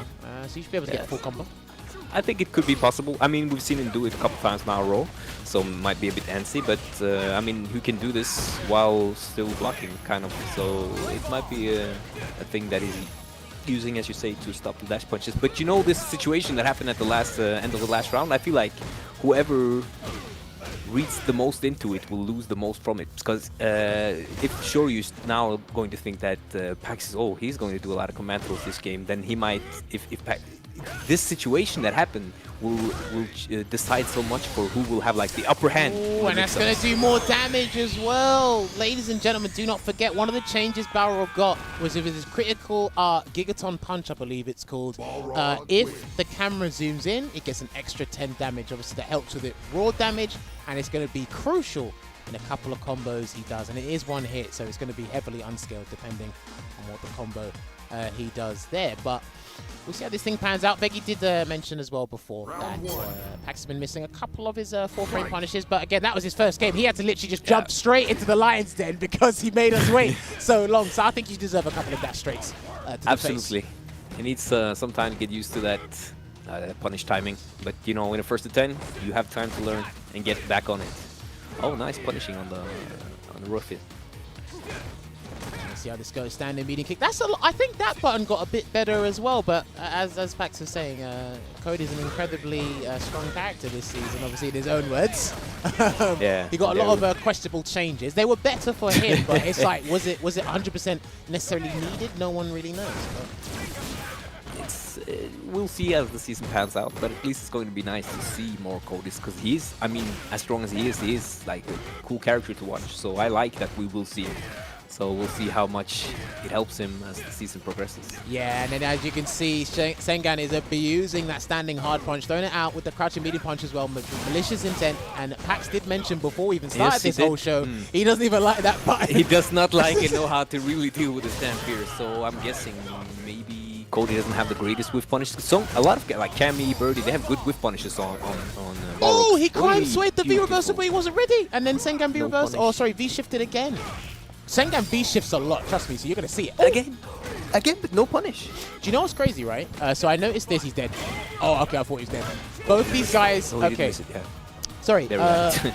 both these guys' command grabs in V Trigger 2 do more damage because they got a damage increase this version of the game. But Cody's V skills, both of them can react to V breaks. I think he gets more mileage from the Crime Sway V skill. I'd have to double check with Packz and maybe Soundboy about that, but he can definitely react to V breaks if they come through. You think, I feel like the idea that Packz has is really good in the matchup. It's just missing, like, there too. Like, there's these situations where he has to punish, but he doesn't get it. So I think that might be, as you said, he's just getting back into the game now after updating it. So. Form is temporary, class is permanent. I'm pretty sure as the set goes on, he'll be able to get back into the swing of things. Yeah, definitely. Because he does know the punish. He does know the punish. He can just get a little bit more in there. Gets a jab into level 2 Zonk and goes for the low Ruffian kick and a delayed medium. Caught that. Delayed medium, but sadly, still no conversion. I'm going to it's- shout when it's the too conversions far, come. They so- will come. Yeah, as well. So it's hard to always know. But he's now definitely putting him in the danger zone. Do you know what? He tried to sway one of the dash punches, but he was actually out of its range anyway. So that Oh yeah, so nothing out from it. yeah. Definitely important to outspace, like get into punishable light dash and then out of light dash range and try to make like Balrog with light dash punches. Like since probably the dawn of time, that's how you fight Balrog. Dash straight. But then you have these, so you have to like consider all of these and be ready to not like open yourself up too much. Then you will get swung by that EX dash punch. Yeah, well, I mean, look, you're going to be dealing with, I think it's a 9-frame EX special going up against a, what, I think it's 14, 15-frame EX special, so... Yeah. So we have them both swinging with those EXs. Oh, nice delay, and he's going to get good damage here, as well to the corner. No V-shift there, going to activate. What's Sengan going to do? Jump out? No, he's going to sit there. I'm really glad he didn't tech. He's just ready to take the death, and now he's just suddenly coming back from it. Oh, he has Such to a hold nice this. decision. He's Yes. dead. He might be dead. Yes, he might be. Oh, no more? +1. Oh, he went low. He did cancel to the pipe, but he gets And the again. game anyway. All that comeback from just refusing to tech. I like it. A lot of people in that situation get so flustered. They just tech. I really like in second game, Shoryu Sengan, just ready to accepting death if it comes. Doesn't tech, activates V-Trigger. Suddenly, he's on match the same situation he was just put in from just keeping himself like patient, waiting. Alright, that's why these two like playing each other. Certain situations like that they know how the other one will respond, so like they'll kind of just like pan it out anyway. Yeah. But again, it's like where other people tech or like capitulate under pressure. They're just like, no, I'll hold it out and play it my way and see things through. Gets the cancellation, that new change, screw smash into V skill 2. Yeah, so FFV. that he can definitely get some more usage of it. I guess that was V-Skill wasn't always as easy to use since you couldn't charge it up raw against What, Cody before, but now you can. V skill 2 boxer? Yeah, if the person had like an EX move that was fast, like 30 EX dash, probably Cody's EX zone, they would be like more thinking when you use it. But now you get to use it more after the change. It's Yeah, and definitely he a should be good at thing frame for advantage from Balrog. the cancellation, so... Yeah. Right, gets Yeah, exactly. Gets the grab there, takes that round. Looking good again, first to 10. Just feeling each other out there, and again, I think one thing you're Nice probably going to be spacing. seeing, it might be easier because Sengan's probably just going to get either caught out by EX Zonk or just block. You're going to see Packz attempt more to try and avoid the dash straights. Yeah. He's probably going to take a lot of health in the process trying to do that. So I think we had like a really beautiful exchange there when Packz was spaced himself perfectly for the Ruffian, and then Sengan just dashed in and blocked at the same time as Packz was thinking, let's do the Ruffian. It's in a good range now, so he got to the punishable range. he nice tried the pocket Sam, but Sengan blocked. He's looking to take this game 2-1. He's going to get grabbed. There it is. Again. So Packz taking a throw the last 2 rounds there. Probably something for both of them to take notice, put it in a notepad, and remember for later for future mix-ups. Packz is ready listen, to, of course. He's also okay with dying. No, well, listen, I mean, sometimes in situations like that, if you take the grab, you don't really look like an idiot trying to avoid it. That's a good the thing point is, too. when you pick Cody's V skill 2, the crime sphere, you're actually more susceptible to shimmies and grabs themselves, because with the double kick V skill 1, you don't necessarily, you can't really shimmy Cody because he'll react to your thing with the V skill. If you try and throw him, he's just going to use the V skill 1 anyway, but with this, he's using it for more neutral applications. Absolutely. We've seen him also use it like raw and like there, yeah, just like, kind of like preemptively. But we haven't seen the punish yet, so I'm waiting to get like forced to see the usage actually get some mileage. Bars? No, he's got V skill 2. Yeah, okay, he can't do with the V skill 1. All right, he's gonna activate V trigger. He didn't. Okay, Senga's still got V meter. Nice frame, like spacing trap. Reset. It's the command grab, did more damage. What's he got? go. There's a V shift. Great usage of the VC. I guess that's guaranteed with the rock coming down. We'll get the slowdown. You have to be very careful with that, because there are some setups where you're focusing on the rock coming down. You're trying to V-shift the rock, and Cody will hit you, and your V-shift it won't trigger the slowdown. So you got to be very careful how you do that. So there have like setups to counter the V-shift is what you're saying. Yeah. But I know when people try to V-shift those things, they're looking for the rock. They're not actually looking at Cody. So exactly. So that's something to kind of like take with us to the later part of this set. All right, gonna activate again. No V reversal. He's probably gonna wait for a V shift here. No blocks. Really good spacing traps from Packz, I think. Using the low medium kick and then buffering the crouching heavy punch. He's just preemptively doing it and then a neutral jump. Oh, he could have got more damage than that, but I guess we'll take it. One reset will do it. No, he's going to knock him down. Okay, delayed medium and didn't get the counter. Confirm he gets the grab. Oh, no. It's too far. No, that wasn't, because he swings the pipe on the spot. He doesn't move forward. So I don't think that was ever going to work. No.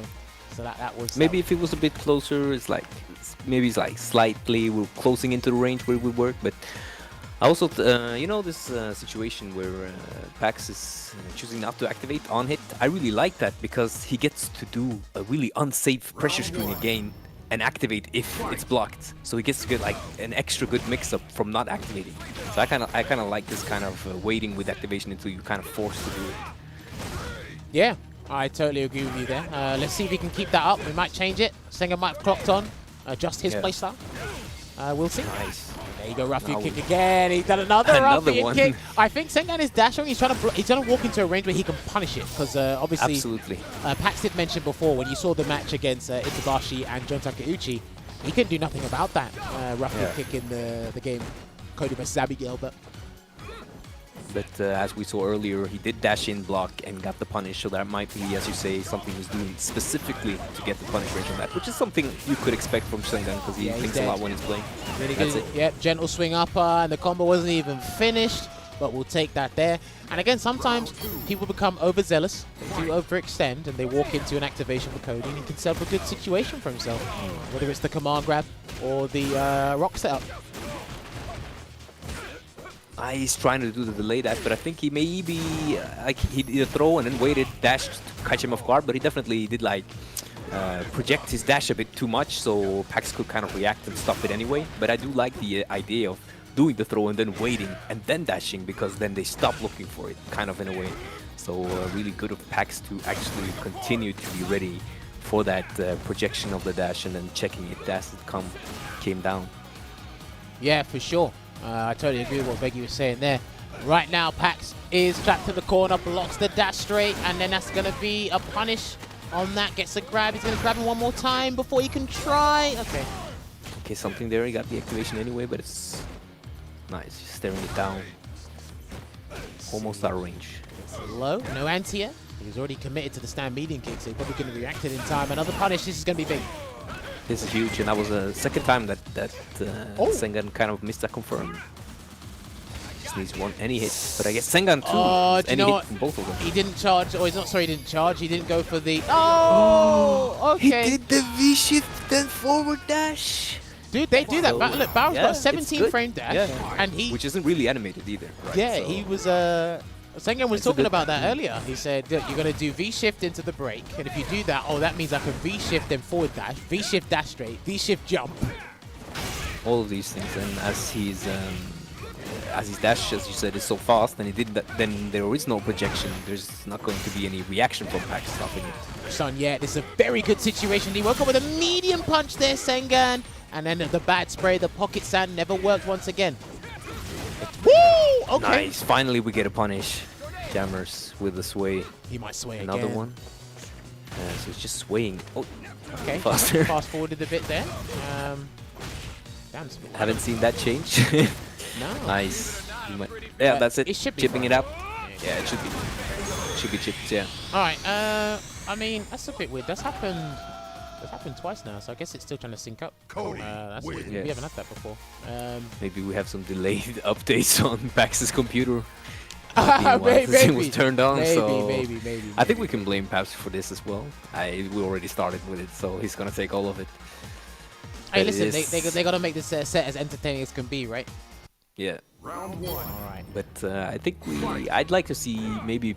I mean, I'd like to see Sengan maybe punish the neutral jumps when they come, because they have come and they have kind of like been just let them rip. Because Barok does have an answer with his screw smash, is what it called. Yeah, screw smash. He has a very good answer, and if he's got the V skill 2 charged up and he sees Pack's neutral jump, he's gonna get a fat punish from that.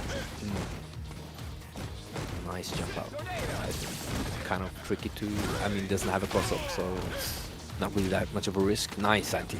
Jumps out, but gets back thrown near the corner again. He tried to dash up throw, but good break there from Packz, and everyone's using their V skill 2s, and nothing's happening.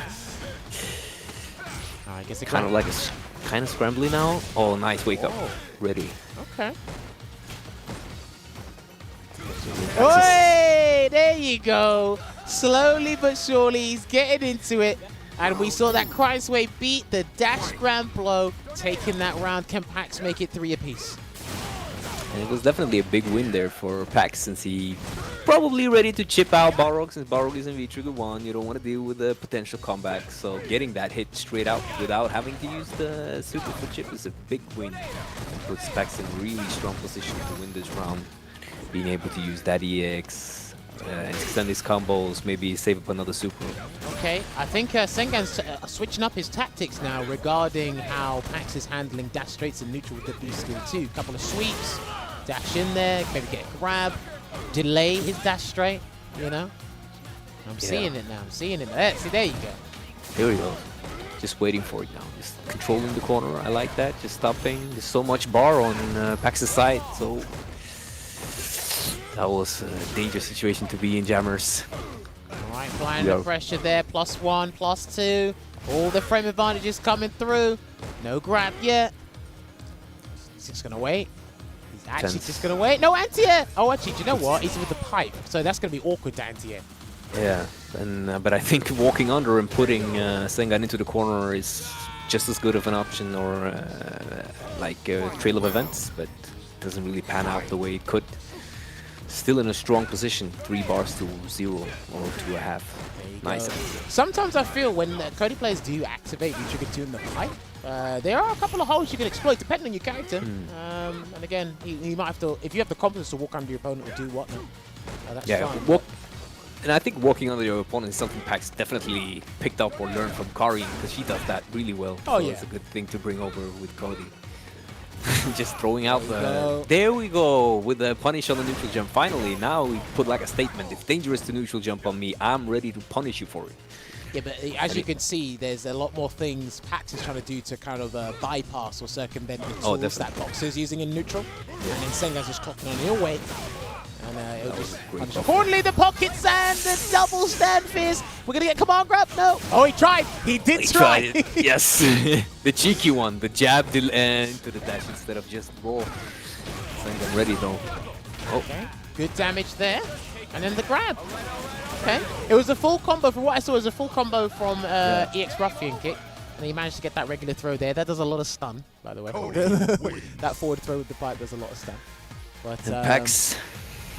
It's coming through. It's coming through. Is that 3 apiece now, or is it 4-3? 3-3. Okay. We're 3 apiece, and Packz is finally throwing for the kills. So we'll see how. I really like these situations, how they evolve. The end of the rounds, Like when how you didn't land a kill, will you do the same thing again? It's just such a good rock paper scissors thing to look at because it's the most annoying to be wrong at continuously over and over. So when you then start getting it right, it feels so good for the player who is putting it in. Very interesting. Nice He's back in the buffer. corner though, and he jumps out. That's more legitimate this season. I mean, each and every season, jumping out the corner becomes more and more legit. Yes, and depending on who you are, it's and who you're fighting. I mean, VP characters harder. Nice Can he punish stun on the V-shift. him? Not quite. One more. Oh, the sway! Oh, He he couldn't sways, get him in but don't time. punish again. I don't think he'd have got him in time. Yeah. That's fine. It's crazy how Nice. Cody has become super viable this season. You could use Cody last season as well.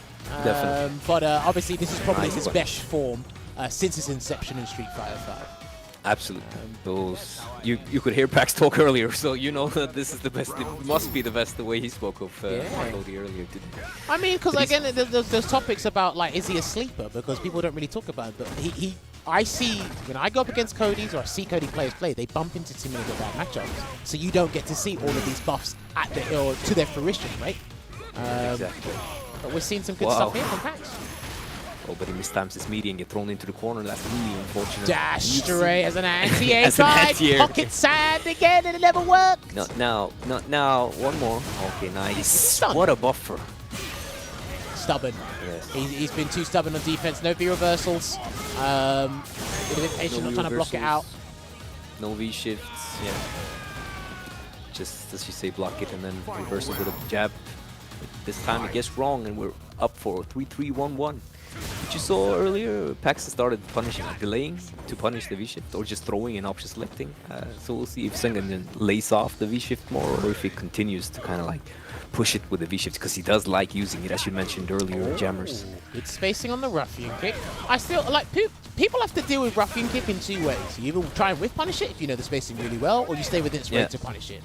Because it's going to be a very obnoxious move this season. Good whiff punish on the standing Nice hard whiff punish.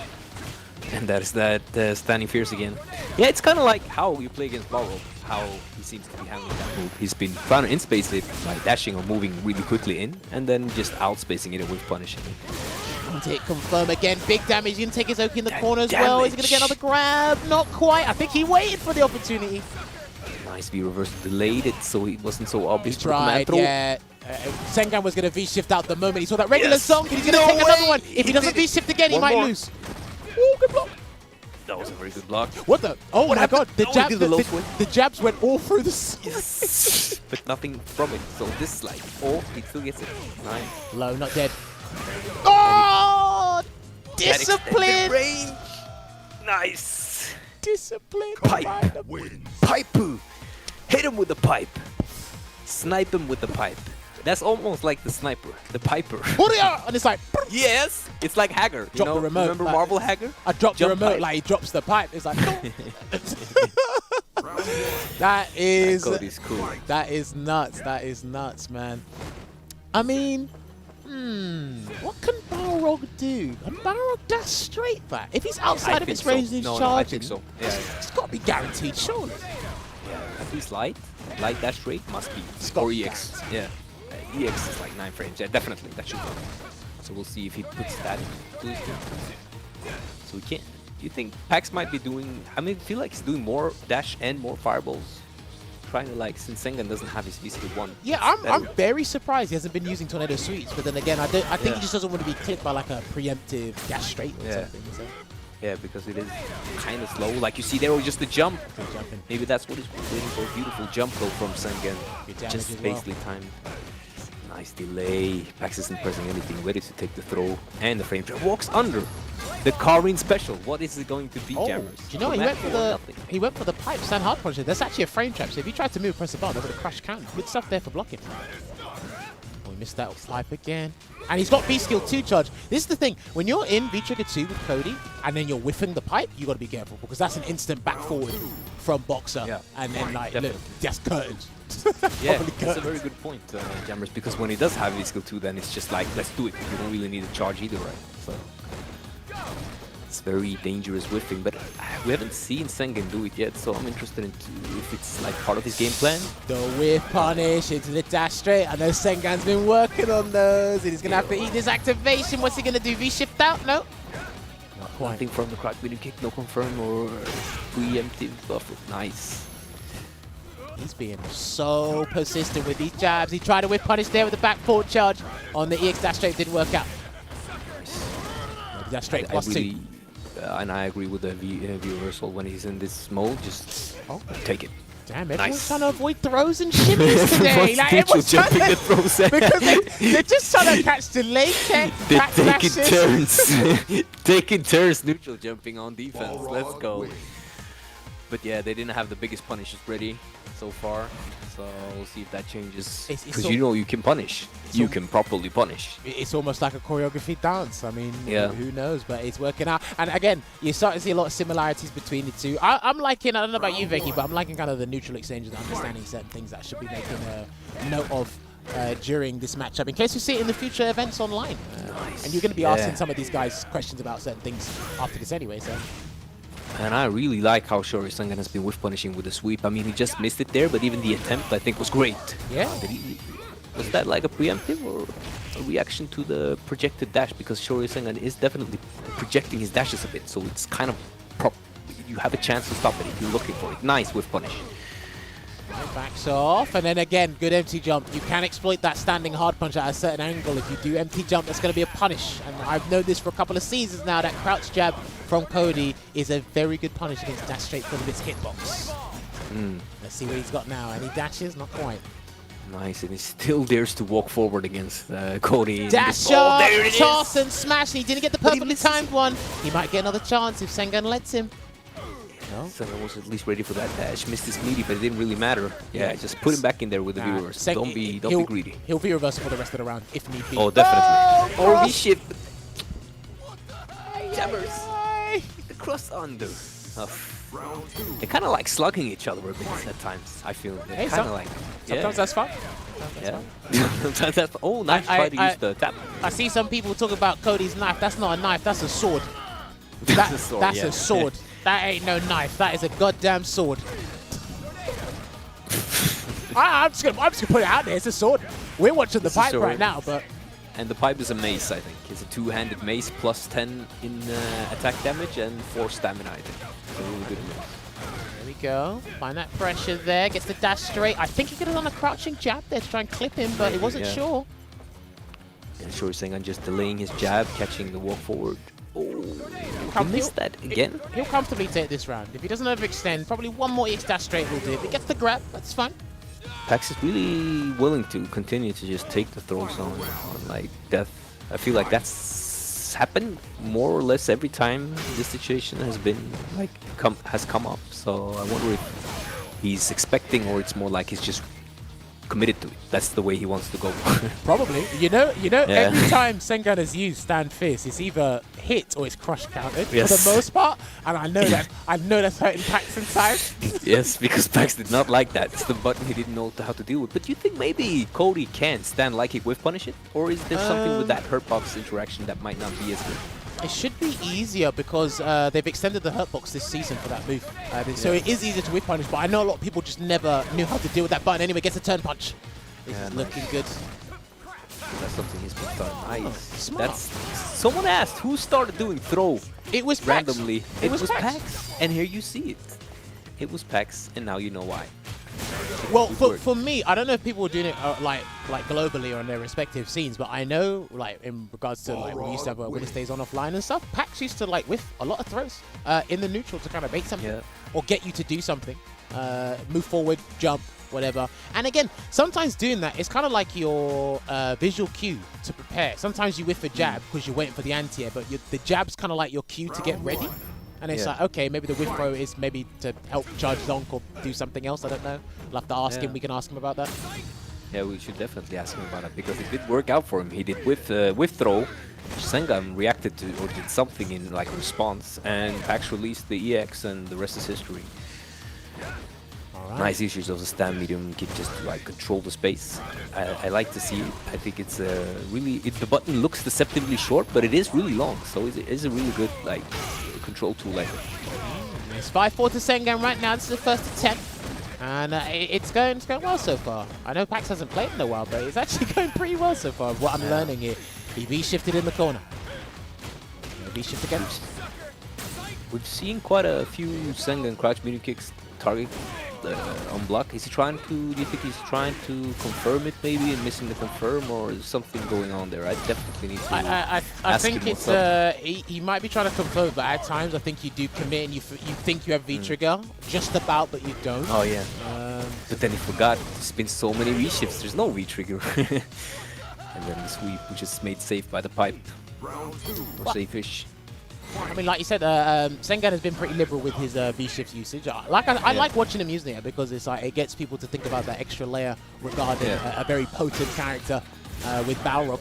He's going to charge up that FFB again. He's been so stubborn with these dash straights and dash lows. And I do like it because he's like forcing him from mid-screen to the corner just on block. And it's the corner that's where you win the game, especially for a character like Balrog, like with the spacing and requirements in his gameplay. Nice. Alright, just sticking out that stand medium kick. I think like Packz might have to mix things up a little bit in regards to how he wants to preemptively stop a dash straight. You won't take much damage from a light or medium dash straight anyway. It'll leave you standing. Just using plus frames. Nice. Good Instead of like going damage for as well. And the shim There we go. ticked again. Is that the first time? I feel like that's the first time Packz is taking that. Let's see what you Might got. be Are you learning gonna from it. V Let's go. shifts? No, he challenged. And do you know what? He done the forward Yes. hard kick to chase a backdash or a V shift. Yeah, exactly. Really smart play, but Sengan just mixing up, as you said, the extra layer, the jab instead. And this is the thing. This is what the game's turning into now. Situations where you won't challenge because of the forced attempt, or sorry, the extra threat of V-shift, you're allowed to wake up buttons. So when they look absurd, it really isn't. If you put everything into context, that wasn't silly at all. No, it was really either really genius or very like liberal try. But either way, it worked out. Nice, another whiff punish. He's been really great using the sweep, I think, like as a whiff punish tool. I did speak about that earlier, that people get like kind of annoyed playing him because of his usage of the sweep, but it's been working out really good so far. Gotta be careful with certain buttons or moves that you whiff, man. When he's got V-skill 2 charge, that's gonna be a free dash straight, knockdown, and another V-skill 2 to deal with. But as I say that, we have the Tornado critical power. R closing it out. 5 apiece. 5-5. Cody wins. Shory Sengan was running away with it in the start, but Packz was on a drop route to drops, a drop city, and those drops have really been like shaping, or I mean like he's like firmed himself up and stopped it, like gotten back into it, and you can see it in the gameplay, really turned it around from 3-1 to now 5-5. 5. Hey, listen, like we said, Pack's a family man. He's got responsibilities and priorities that are not Street Fighter, but form is temporary, class is permanent. He put in a lot of work with this game. He was a pro player. He was sponsored. And trust me, you can pick this man's brain about a lot of things regarding neutral with punishing. I'll tell you a little fun fact. I've never beaten Packz at this game. That's, yeah, exactly. I've never beaten Packz at this game. Would you consider him one of your demons? Him and Hurricane, yes. Him and, Nice because punish on their the styles neutral. completely counter mine. Yeah, okay, yeah, exactly. And there you go. He's handling it really well right now. And we did see Sengan is starting now to punish the neutral jump. That's the second or third time we see it, so that's good. He has it. He can show it. He can do it, and that's good. Oof, just like trapping him with the standing medium kicks. Oh, and the withstand hard punch, but again, he's not ready. He's not muscle memory yet, and I don't think he wants to experiment with trying to do it because it is a crush counter move and nice conversion. That was great. Off the general swing upper, but he tried to overextend with another command grab. I think he was Sengan is handling really- neutral all right before. Yeah, and I think Sengan is good at those checks for the overextension from Packz, because he has checked a lot of those like situations where you could die if you don't check it, so that's good. Is it? We'll see how it evolves. Oh! No, just wakes up with it straight into No, the dash. no, do you know why? Because, No way! Okay, let me wait for this round to finish. Let's see what happens Yes. with this round ender. Nice reversal again. Sneaky grab? Maybe? I don't know. Oh yeah, and I think just seeing that tech last Oh, yeah. round has made Sengan afraid to throw, and there comes the jab. Jab he tried to throw. Veggey was talking about it might be a throw, but he went for the gusto, and he got hit with that kind of hit jab. Yeah, so you were just like one round where we actually tech for death, and you can see Sengan frantically trying to like punish this. I'm gonna shimmy, or frame trap. So the like 3 out of 4 attempts were trying to make him tech the throw, and the one time when he goes up and thinks, I'm just gonna do the throw, he's not teching again. He checks in with the jab, ready, delay tech, Maybe it was like reactional, who knows? But it works out for him. Just from doing like that one tech when he was close to death, just let him survive that round without having to risk himself or put himself at risk too much. Yeah, and right now Packz has got the meter advantage, but he's in a very bad situation here. He can't use an EX move because, actually no, he can, because if he wants to activate and Sengan V reverse was a free command grab. I wonder if Sengan knows that. And Sengan has him in such a good position right now. This is like, he knows when he stands there, he's safe. And if he goes close... Turn punch, nice. level 6! Let's go! Right, this is it. He can't do... Oh, yeah, I said he can't do that. You have to respect that move. When he has V-trigger and he does zonk into activation, you cannot V-reversal that. Definitely can, but now he's just chasing him down. He got that good position again, but nice backdash because the air resist lets him punish. Now, yeah, he chased him! Nice. Oh my god, he's not dead yet. Are you dead? What is no? This is buff Cody, Jammerz. What? This is buff Cody. Cody wins. I like that he's not the third Jammerz from trying to chase the V-shift down. Hello? Is that Capcom? Yeah, there seems to be a problem. Yeah. Yeah, Balrog and Cody. Yeah, they're doing too much damage. What's that? The 24th of April? Oh, is that... Are they getting toned down? Oh, that's great. Thank you.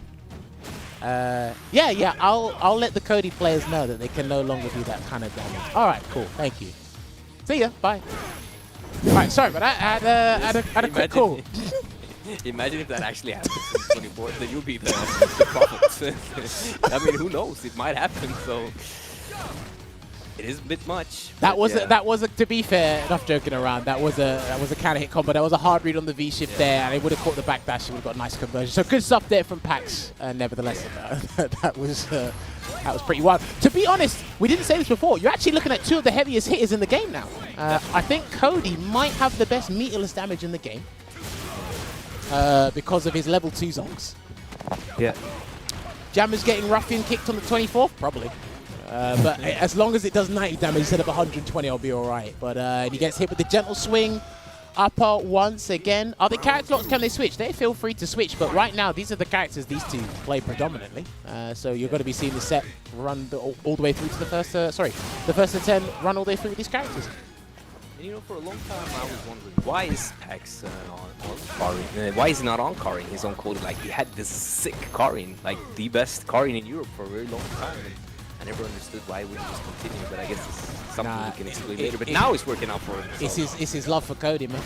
Yeah. It's his love for Cody. He was playing Cody before, so I guess it's like character loyalty, as you say. He shifted to the break. Now, that was a 6-frame medium. I'm still trying to test this. I think if you use a 5-frame medium and they V-shift it, you can block in time. If it's 6 frames or beyond, you won't be able to. I guess it also depends a bit on how many active and recovery frames they have. Because I know true that as well. That's true. Yeah, as a birdie, I can get V-shift parried on crouching light kick if it's not meaty. So it's like depends a bit, I guess, on who you are. Cammy probably can always block. No, you're not dead. He didn't have the amplified dash straight and gets the break. That was a very audacious break from Packz, but he needs to stay in this game if he wants to win it. And I really like that tech. After that round, where he definitely won from not teching, he knew that Sengan might be more inclined to going for the throw. It's like these things you set up so that you can survive later. Right, he can't zonk. Yeah, he can't zonk. No. He's going to get V-reversaled. Yeah. I mean, great damage doesn't matter at this point, but he can't zonk because Sengan will V-reversal. Definitely. But I mean, if it lands... There you go. If it lands, it lands. He will like capitalize off it, as you say, but still closing in on the... It's better maybe, as you say, like save the bar for the next round. Oh. Alright, let's see how this goes. Let's see if Sengan can make it 6 apiece, or will Packz get the 2-game lead for the first time in this set. Jab buffer, Nice I see buffer. there. That's good. Good with punish as well. Do you know what? I'll take that. Similar to what Daigo does with Guile, I'll take that. If you can whip punish the sweep, just get that knockdown, it's fine. Oh, just getting caught there doing it. It's a bit risky, just throwing it out. It kind of has to get the most usage of it. Nice punish. Charges up the V skill 2, gets the dash grand blow again, back throw, very lucky there for Packz, and there you go, another whiff throw. Oh, he's dead! Yeah, he's dead! Yes, that's it. Let's go. That's it. Yeah, we need to ask Packz about those whiff throws. I need to pick his brain about what the thought process is behind it. And maybe what Sengan feels when he sees it, since it has worked out for Packz every time that has happened, Jammerz. So yeah. But very right now, interesting 7-5. It was looking a bit bleak at the start because, again, he was shaking off that rust. But I feel for some people... Oh, hello. Have we gone back? Have we gone back to the V-skill character select screen? Are we seeing a V-skill change? Maybe. Or a V-trigger change? Or a V-trigger change, maybe. He hasn't gotten used. Yeah. Command throw is good. Fight fire with fire, I suppose. And the command grab does more damage like Cody's one. The B3 command grab does 200 damage instead of 180. Blanca? What? Sengan hasn't used Blanca for ages. Like, I don't think... Blanca? No, he used to play Blanca at one point. Yeah, that's true. But that's season 3, wasn't it? Season 3? Season 3, season 4. Interesting. I thought maybe you'd see like a V-skill change first to get through fireballs more. Maybe a V-trigger, so you got to use V-shift and V-trigger. He might change the entire layout. Who knows? He might change the entire layout. It's definitely more. This is an even more. Do you know what? Yeah, okay, yeah. He's changed the layout. He changed it. 1-2. So before, he was with V-skill 2 and V-trigger 1. He has now changed his entire V-system layout. He's gone with V-skill 1, V-trigger 2. And as you know, with the KKB, he can obviously go through the tornado sweeps. I don't think that's going to be the problem, though. Go on then. No, go on. Sorry. I'm thinking, what is he just going to use the command grab for outside of just raw threads? That's what I'm not too sure about. I mean, we're already seeing the V-skill, the roll work out, giving him counter hit on that, like kind of catching him off guard. Nice punish on the V-skill finally. Reactional or not, doesn't matter. Great corner pressure. One more. Throw again. Same scenario. Not ready to take the throw, Jammerz this time. And Sengan wasn't really sure. It's really working out, I feel. I mean, he did lose it from the check, but I really feel like Packz is making the right calls at that death scenario lately, which is like giving him this chance for the comeback. Oh, gets the counter confirmed with the crouching medium straight to the corner of the crime sway follow-up. I like that. Corner carry's flipping nuts. But then again, everyone's got good screen carry in this game.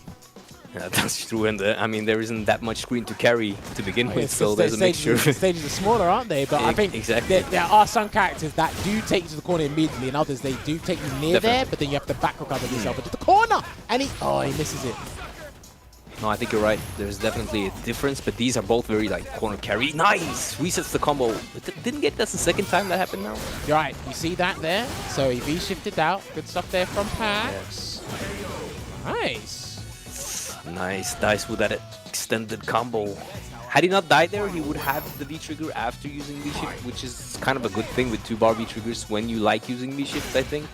So I think that might be one of the reasons he might have gone changed. The delayed hard punching just in case to get that confirmed as well. Oh, hello. And he missed his medium punish and just got straight into the heavy. Do you know what? That works out, but judging by what happened there, Sengan would have had to commit to the break. Because outside of that V-shift, he wouldn't have anything invincible to deal with that zonk, that incoming zonk, right? Yeah. So he would have just had to commit to the break. And it said can definitely. Anyway, so. Yeah, I think maybe he tried his luck, thinking maybe I get in between one of those 2 hits. Something like that might have been on his mind, but as you say, counter hit didn't work out. Break would have been at least the fail-safe way to get out from the situation. So. That's essentially what a V-breaker is, right? It's just a fail-safe way. But yeah, Packz is edging closer and closer to the victory. 8-5 at the moment. Sengan seems to be struggling a little bit. Yeah, and he seems a bit more antsy now, like kind of like annoyed in a way, in the way he's kind of pushing it a bit more. As you see, getting those unsafe dashes there, neutral jump. Look at the damage, Jammerz. Oh, what is going on? He's running a train on him right now. I feel like that was 2 hits from 70 or 80%. That's crazy. Maybe I just remember poorly because I'm turning into an old man. I don't know. That's just crazy. Nice. Sengan kind of has a secondary. He's working on it because someone's asked in the chat if it's a secondary. But I think Cody counters that secondary as well. So he's going to stick to Barrog on this one. Nice, but it's not over. You just need to like 1 round at a time and you can easily make it 8-8 again. And I think that the V-skill 1 has been working out for him. So we'll see if... Oh, and the chase down, he's stunned. Oh, I thought he was going to stun him, but well, there you go, he's dead. That's a wrap. Do whatever combo you want. He's finished. Oh, he's finished. Packz up to 9. Sengan down to 5. V-Shift is good, Jammerz, but as we can see, it has huge risks if you use it liberally, as they say. And Packz picked up quickly on it.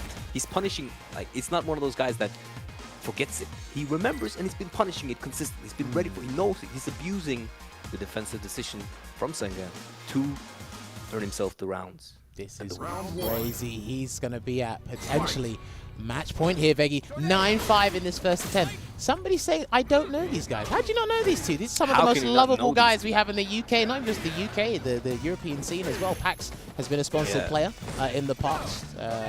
He's been doing content with Tyrant as well. Sengan, he's a commentator alongside me. And he's actually competed in the CPT and placed top 8 at Premier event. This wasn't SF4, but he has been a competitor for a long time. I mean, the commentators, yourself and Sengan and F4, I mean, all the commentators in Europe are strong players and dangerous to meet if you face you guys. Except Damascus. Sometimes he can't. Oh, yeah. Sometimes his skill can't finish a combo. And I will say that. It's a good point. I will it's a good say point. That. And I don't think he will be. He won't be like. He doesn't care. He'll let that one slip. But Packz, he was in European finals both season 1 and season 2, so he's definitely been around in this game. He almost made a Red Bull Kumite. Yeah. Some people forget that. Yeah. All right, there you go. There's the command grab. There's 300 stun. finally- Is he going to do it again? He gets the jump. Back through here, Sengan. Something. If you're going to make my job more lovable, do it now. Overhead! Nice! Finally, he just goes for it. Another thing to do with that BSQ1. Yes! Go. So you get more overextending. It's less like control-based, but I think having it, if he just grabs himself now, he can get back with it. Stopping the fireball, getting some extra like fake pokey-ish, that might work out for him. You know what's funny as well, right? I remember because after Packz hasn't played the game for a while, he kind of like, once he's on, he doesn't really get off. So, so he might be playing after the set is done anyway. And Sengan is not deterred from using the vision. Either it's like kind of like in his muscle memory, or he's just like, I'm still gonna use it because I think it's good. Show me that you wanna punish it. Show me. I'm ready. I'm gonna do it. Zonk, and there's the turn punch as well. Got to be very careful how you space and utilize those tornado sweeps in the neutral. Sengan will be ready and reacting with those 2 buttons here. You cannot be reversal. And he tried. That was a read on the V shift if he did it. So I respect Sengan for blocking. And that's a good early tech, so that walking out for the shimmy kind of like doesn't work. That's a good thing to add to your gameplay. It's like instead of always delay teching, if you early tech someone who does a light jump in, you'll throw them if they try to shimmy. That damage of the light kick was nuts. Can he get him -2? He's going to wait it out. Activate. Okay, let's go. That's -2. Yeah, that's Whoa. minus. Okay. I don't blame Packz for going for that because he's going to cancel into the pipe. Exactly. What did Sengan go for? I mean, Packz was in the command throw V-trigger, so maybe he thought he would do like... Oh, backdash, and then he'll get the crush yeah, counter. something like that, Okay. Yeah, I'm seeing it now. So he wanted to get like... He was probably scared, but it's not over. Don't give up, Sengan. I think you can do it. You can come back. You just need a couple hits now. I think getting to V-trigger is kind of important. With punish. Oh, there we have a whip punish on the stand fierce for the first time. Is that Grab the first not time? looking good. He might set up a throw game here if he really wanted to. Is he going to close out? No. Ah, that's straight. Nice punish. Nice. Yeah. Dash under. Activate. Is he going to command grab early? No. Command grab yet. Packz is acting like he won't get command throw. Hold on. That's a lot of stun. Is he dead? He's got 1 bar. He's not dead yet. He's still alive. Well, we got Sengan. Talk to me. He teched. And Yes, finally. the neutral jump avoided the EX Zonk. Sometimes you see it from the Cody players. They'll fling out the Zonk out of frustration to force something to happen because, again, that is a pivotal situation in Cody's gameplay. Sengan snuffed it out. 9-6. See what we got. And Packz is definitely not that afraid of this command. He's just sitting there thinking, Sengan, you don't dare. You're about to lose. If you do that, you're not going to. Nice check. Yeah, man, it's 9-6. Packz can do whatever the hell he wants. Exactly. Except So keep us all waiting. Yes. Don't do that again. Nice. See, Sengan is now he's turning it around. This is what a more aggressive jump. We haven't seen that much of them. Okay, Trying to gets read the it. hard kick. And then Barrow can't really do about that because of his stubby limbs anyway, so. Walking forward, what we got? Is he going to do a crouching light kick or something? Sneaky jab. Just try and close it out. One button will do the trick. No reversal. Not sure about that jump, but it worked out anyway. No one did anything, so it's fine. And there's a turn. Nice. Yep. Nice, Jammerz. See, this is the V skill for the matchup, I feel. 'Cause when they have a fireball, you want to be able to deal with it. Yeah, no, I get what you mean if you're looking at it from a traditional, like, bare bones standpoint. But when he was using V skill 2, it had its applications as well. You know, with punishing a lot of things, just instant backward, no charge, allows him to think about other things in the matchup as well. So I think both V skills have got their utility. Yeah, you're very right. Oh, unfortunate. Back throw shimmy. Oh, he tried to do a Crime Spray, the low version? I don't know why. Thinking he's doing the light low, EX low, before something happens. He shift good. Doesn't really matter. No, that's fine because he avoided the situation. If you block that as +4, you got to guess between something incredibly nasty, and he did it again. Do you think that Jammerz is the time away? It doesn't matter. 9-7. He's coming back. Do we have a repeat of last week? Of the one being down a lot, coming back and then winning? No, man. I listen, from the moment we had Hurricane and Crimson on here, like, it's just been close sets all around. It's just been GG's. One guy runs away with it and he comes back. And I can tell you guys, there's no scripts. I got a piece of paper in front of me, but it's not a script. I can tell you that much.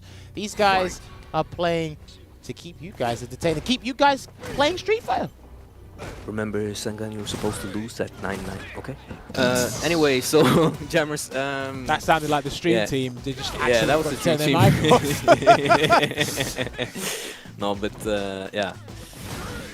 He's been more aggressive, I think, Sengan. And I'm glad that he came back from, like, this frustration he had earlier. And now, kind of, like, in a good zone again. But Packz dropping the command throws have been vital, because in those situations... Hey, he gets the crouching hard punch shimmy. All right, he's feeling a bit more comfortable now. Overheads. Nice. Stunts coming. There you go. He might be dead. No, you might be dead. I don't know how much scaling that is, but... that's too much scaling. Nah, okay. Too much scaling. One more. Oh, he actually backdashed it. Oh, he did late jab. Now, I mean, I don't know. That's not command grab. Oh! No, Packz is in a good spot right now. Oh, could he have done a ruffian kick there? No way. Could he have done another one? How did he get nuts? No. Oh, no. Command grab. Dead. But no, he Can't didn't. do that. And you died for it. This is the thing. If you hold up or backdash that and he clips you with a jab in the corner, any conversion to ruffian kick, you are getting that pipe immediately afterwards. Oh, when he crushes him to the face, this is looking really bad for Sengan. Suddenly, Packz is back there, even though he was losing last round until that activation. Throw again. Stuns racking up. He's going to go in and out. There's the... No, he missed it. Oh, Lord, have mercy on your soul. He tried to run away from the command grab. And that's the first time Packz is trying to, like, properly escape it. Oh, no. Back throw. Nice. Oh, no. Forward throw. Oh, he's crime swing. This is it for the game. What's he going to do? That rock? Oh, my... Whoa! That's no! an EX. It takes it.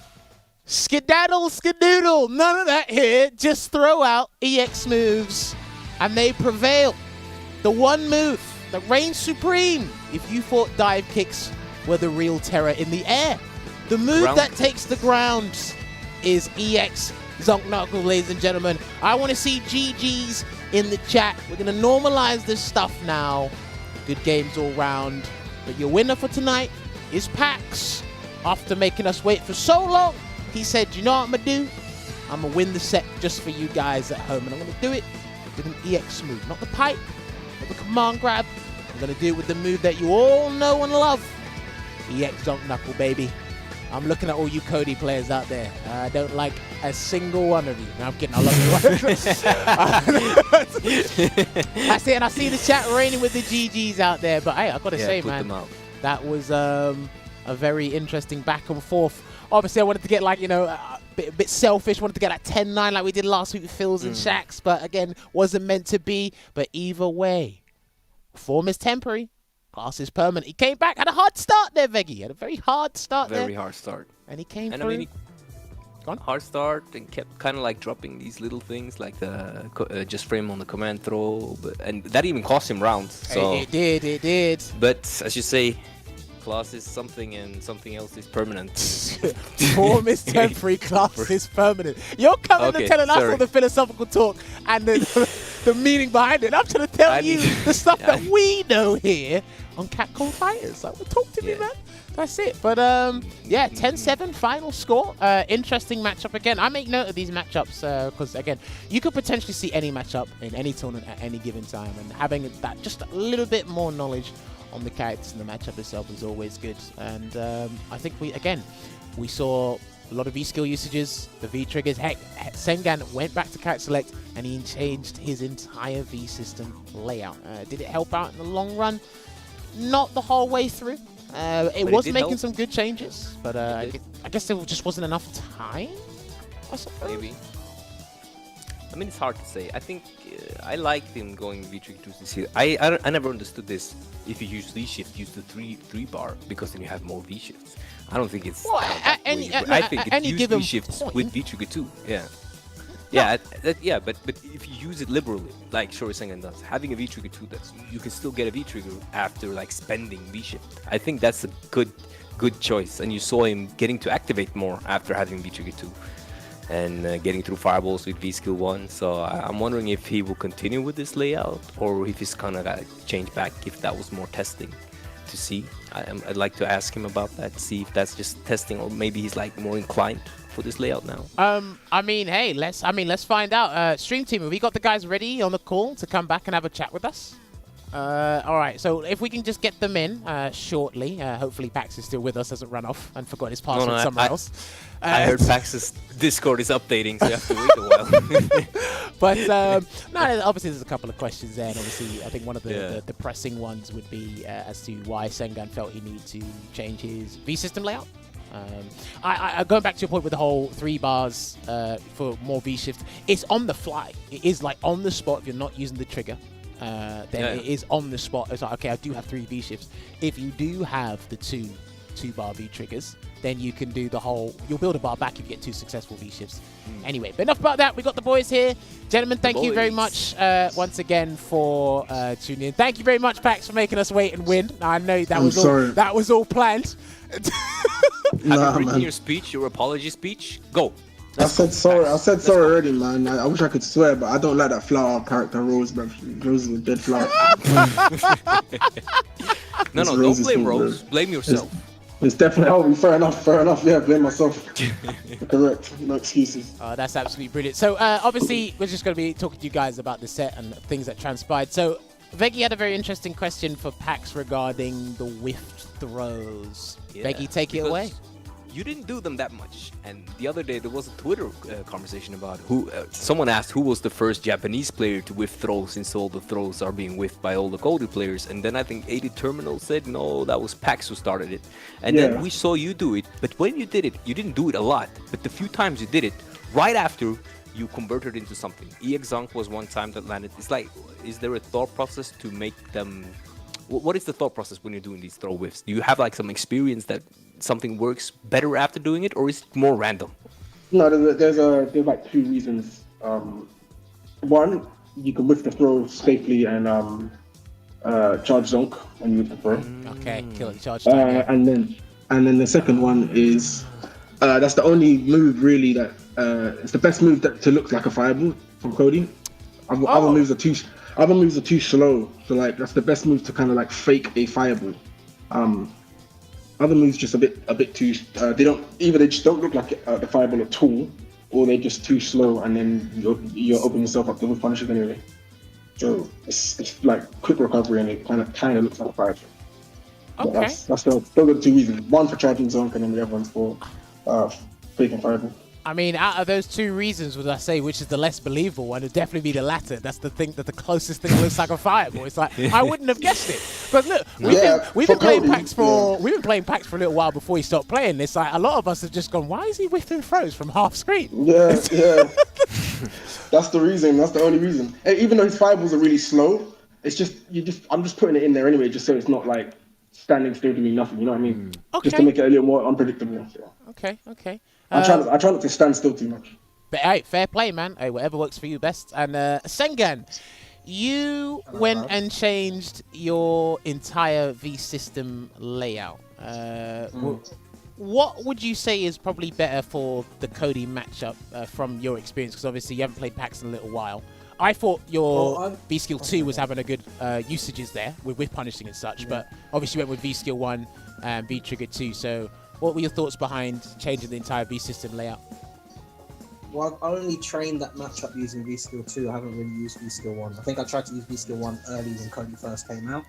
Okay. I realized his fireballs were like recovered a lot faster, so I just completely went away from it. But Packz was giving me a hard time with his fireball usage, so I decided to just like try out V skill 1. And then I wasn't getting anything really with V trigger 1 with V shift. Like he did a really good job of not using like normals into EX Zonk that much. It was just like out of neutral. Yeah. So I wasn't comfortable V shifting that either. So I was like, right, I'll go with V trigger 2 to get the high stun. Okay. I mean, that's interesting. But yeah, V skill 1 was for the fire. Yeah. Cool. So obviously Veggey made the right call in terms of what it was, because again, I can see, just to judge him from what I saw there, I can see applications for both the V skills there for Balrog. I guess it just depends on the player that you're fighting against. Now, Packz, obviously you are a long-time Cody player. Yep. If you have been looking at the game, this version of the game, regarding like Cody play in general, is there anything Cody players are not doing that you feel they should be doing a little bit more, or just abuse all the new changes that he has right now and have fun? Maybe just since season 5, you can kind of just find that space and then just literally spam medium graphian. It was kind of hard against Sengan because he was making sure he was walking forward so that I couldn't do it. Yeah. But then when they start walking forward, then you can start throwing a fireball and stuff like that. Because they start waiting to block the ruffian, so then you can start throwing fireballs. But that is honestly just finding the spacing and then doing medium ruffian. You're -4 too far for anyone to do anything, and it's stupid. It's a lot of damage. It's pretty dumb to be honest. So you should, out of season 5, maybe that, and then the other one is maybe crouch grab buffer into medium ruffian as well. That's pretty good. Okay. Yeah, I saw that had its applications. Let's say it that way. Yeah. But in the start of the set, Packz, you would kind of like drop. Has it been that long since you played? Because there was quite like a few. Like, I'm not trying to be offensive, but I'm just saying there was a few drops in the start of the set. Has it been that long? That is literally my specialty, bro. Okay. I'm always dropping combos, like, so that I'm not gonna put it down to just it's been too long. That's just a specialty of mine. I just be dropping combos for no reason. So Nice. No excuses. Yeah. The meme No. is no excuses today. Yes. That's just me, unfortunately. Yeah.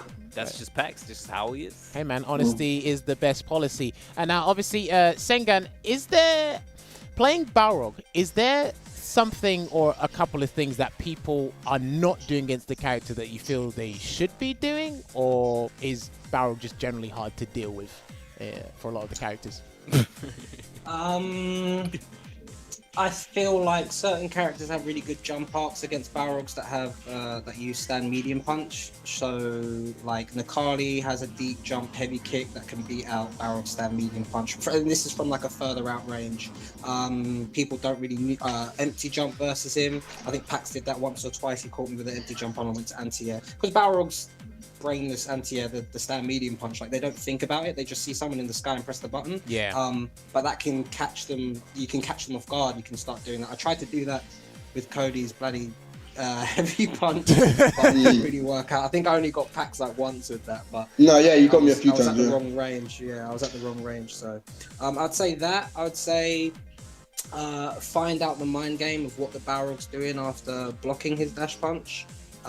Because he is -4. Like also any minus moves that you block from Balrog, you just got to try and it's just an awareness of the Balrog player because everyone's different. I don't really dash that much.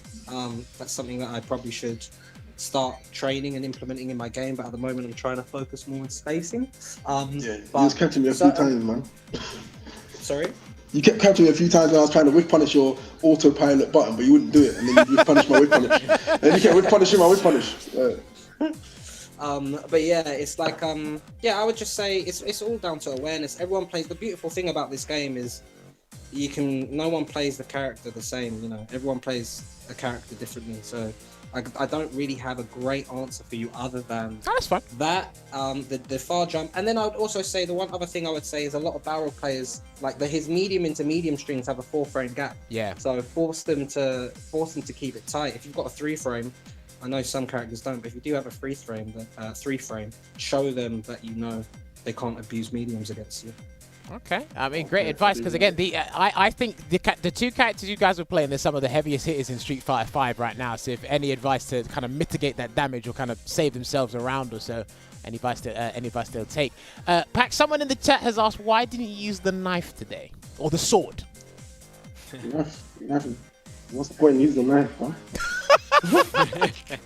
Why would I use a knife so he can just block his way out of my blocks? What's the point? Well, I mean, look, the knife got a couple of changes. People are having fun with it, but I mean, push comes to shove, I'm still thinking the V-Trigger 2 is the go-to V-Trigger 4 code. Yeah. So I force a mind game without even doing anything. V-Trigger 2 is clearly the best.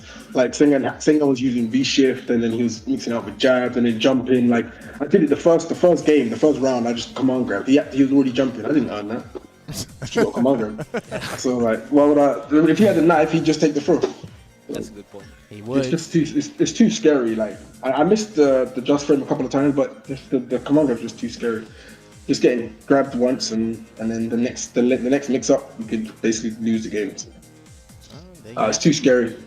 But there you have it. That's why I didn't use a knife. Command grab will reign supreme and always remain scary. Veggey, you got any other questions you want to ask these two?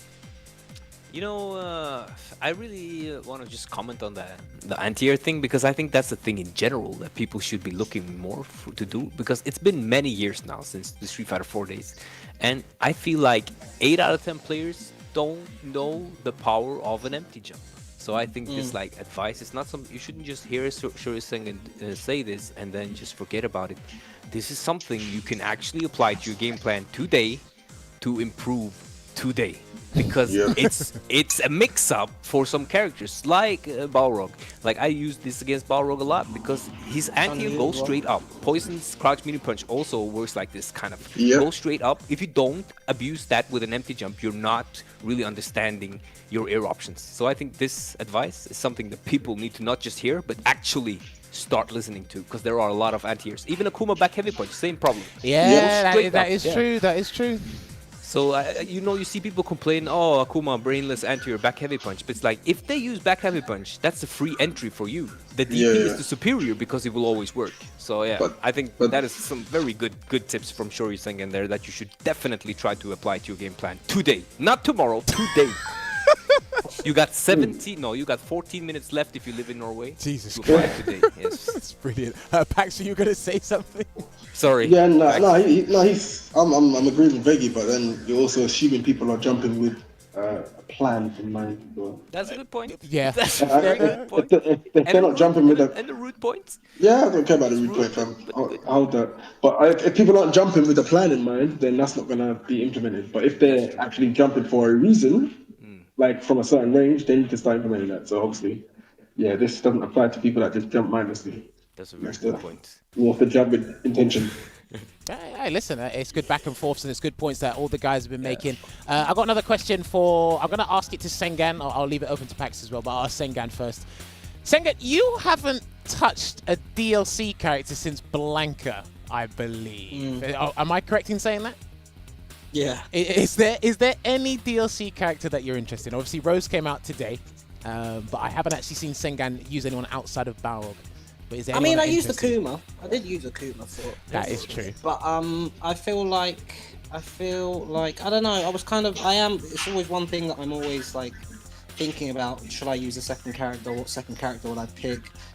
Sakura seems pretty good. Oro and Akira look really fun. But if I'm gonna be honest with myself, I need to improve at the game a lot more before I decide to pick up a second character. So I think I'm gonna focus on my character, focus on improving my fundamentals at the game, and then if I get to a level where I feel like my fundamentals are very good, then to be honest, I'll probably pick up Ken because I miss playing that dude. No, but don't do that. Don't do it. Man, it means he's shut down. Why should he not do that? No, don't do that one, bro. Ken's very strong, man. Ken's very, very strong in the right hands. Nah, meaty man. off everything. Don't jump at me. I'm getting a meaty. Alright, man, I don't know, man. I don't know. He sounds like I a don't know, naysayer here, man. but I want to hear the reasons. I feel like there are certain characters in this game that you need to invest a lot of time in order to get good with them. And I agree. And I don't have that time at the moment. I'm busy focusing on my work, and I feel like Ken has a simple enough game plan for you to be able to run that. If that's the case, you might have to play Karen. Or Cammy. Karen, no, because Karen and Cammy again. Like I did try Cammy for a bit, but I didn't like the playstyle. Karen, you have to work on your hit confirms. You have to. There's a Same with Ken though. That's the same as Ken, no? But no, I'm not going to be using Ken doing. You think I'm going to be doing crouching medium hit confirms? with Dude, Ken? that No, come on, that's not how anyone I'm gonna can be do playing that. Ken. But the cleanest Ken is Kempy, bruv. That's the cleanest Ken on the planet, bruv. He's all hit confirms. Shouts to Kempy. If you're playing Ken, you better play like Kempy, bruv. That's all I I'd want only be playing it for certain matchups as well. Obviously, Oh, Balrog. I use Balrog because he's simple enough. He's got a simple game plan. But Yeah. I don't have to, if I had the time. If I had the time on this game, I'd probably pick a top tier character. I'd probably learn Cammy or something like that. But Okay, I don't okay. have the time. So I need to pick a character that I don't need to invest too much into. More time in, yeah. Okay, that's interesting. To that same question though, Jammerz, I Yeah. like Akira, to be honest. Okay, Yeah, I can I'm know not- because I remember you actually sat down when Honda, Poison, and Lucia came out. You actually did sit down with Lucia for a little bit, so I can see Akira like fitting your. Yeah, I love a footsie kind of base character. She looks like she will do all that with punishing and all that. But I'm hoping she just fights Cody by matchups, because if she doesn't, then I'm going to play Cammy, bro. Balrog Packz, across Yo. Packz, you know, back in the days when you swapped to Cody, you were playing Yeah. Karin, who was way better than Cody back then. I mean, Cody Yeah. now is a beast. Yeah. Why would you change from a winning Oh. machine to winning something that is not always winning, like I'll tell Cody? you. I'll tell you what. I'll tell you why. Lay it on us. Yeah. It's purely because I knew I was stopping competitive play. I wasn't gonna be like traveling like crazy, and I just wanted to have fun. So Cody was Like, new, and simple yeah, Cody was new, and he was gonna be fun because I had to work him out and stuff like that. So that's literally the only reason. Otherwise, I would Easy have. answer. Yeah. Otherwise, I would have been playing Karen. I thought we were gonna have a PhD dissertation here. Or Nah, bro. It's so- No, it's so- listen, in the magazine. Well, listen, what he's just said there is the thesis behind the PhD. I'm telling Yes. you, right? What he said Simple, there, bro. because you need to understand, and like Packz has said, he's stepping away from the competitive aspect of Street Fighter. So, and again, a lot of people right now, what are they saying, Veggey? What are they saying, right? I'm having fun. Don't care who you playing, right? If you're competing full time, go for it. Pick your Cammies, pick your Seths, pick your and whoever, right? If you just chill and have fun, it doesn't really matter who you're playing. You can just express yourself to the best of your ability. You might not be able to do that with top tier characters, and top tier isn't for everyone. You and I both know that. Well, all four of us know that.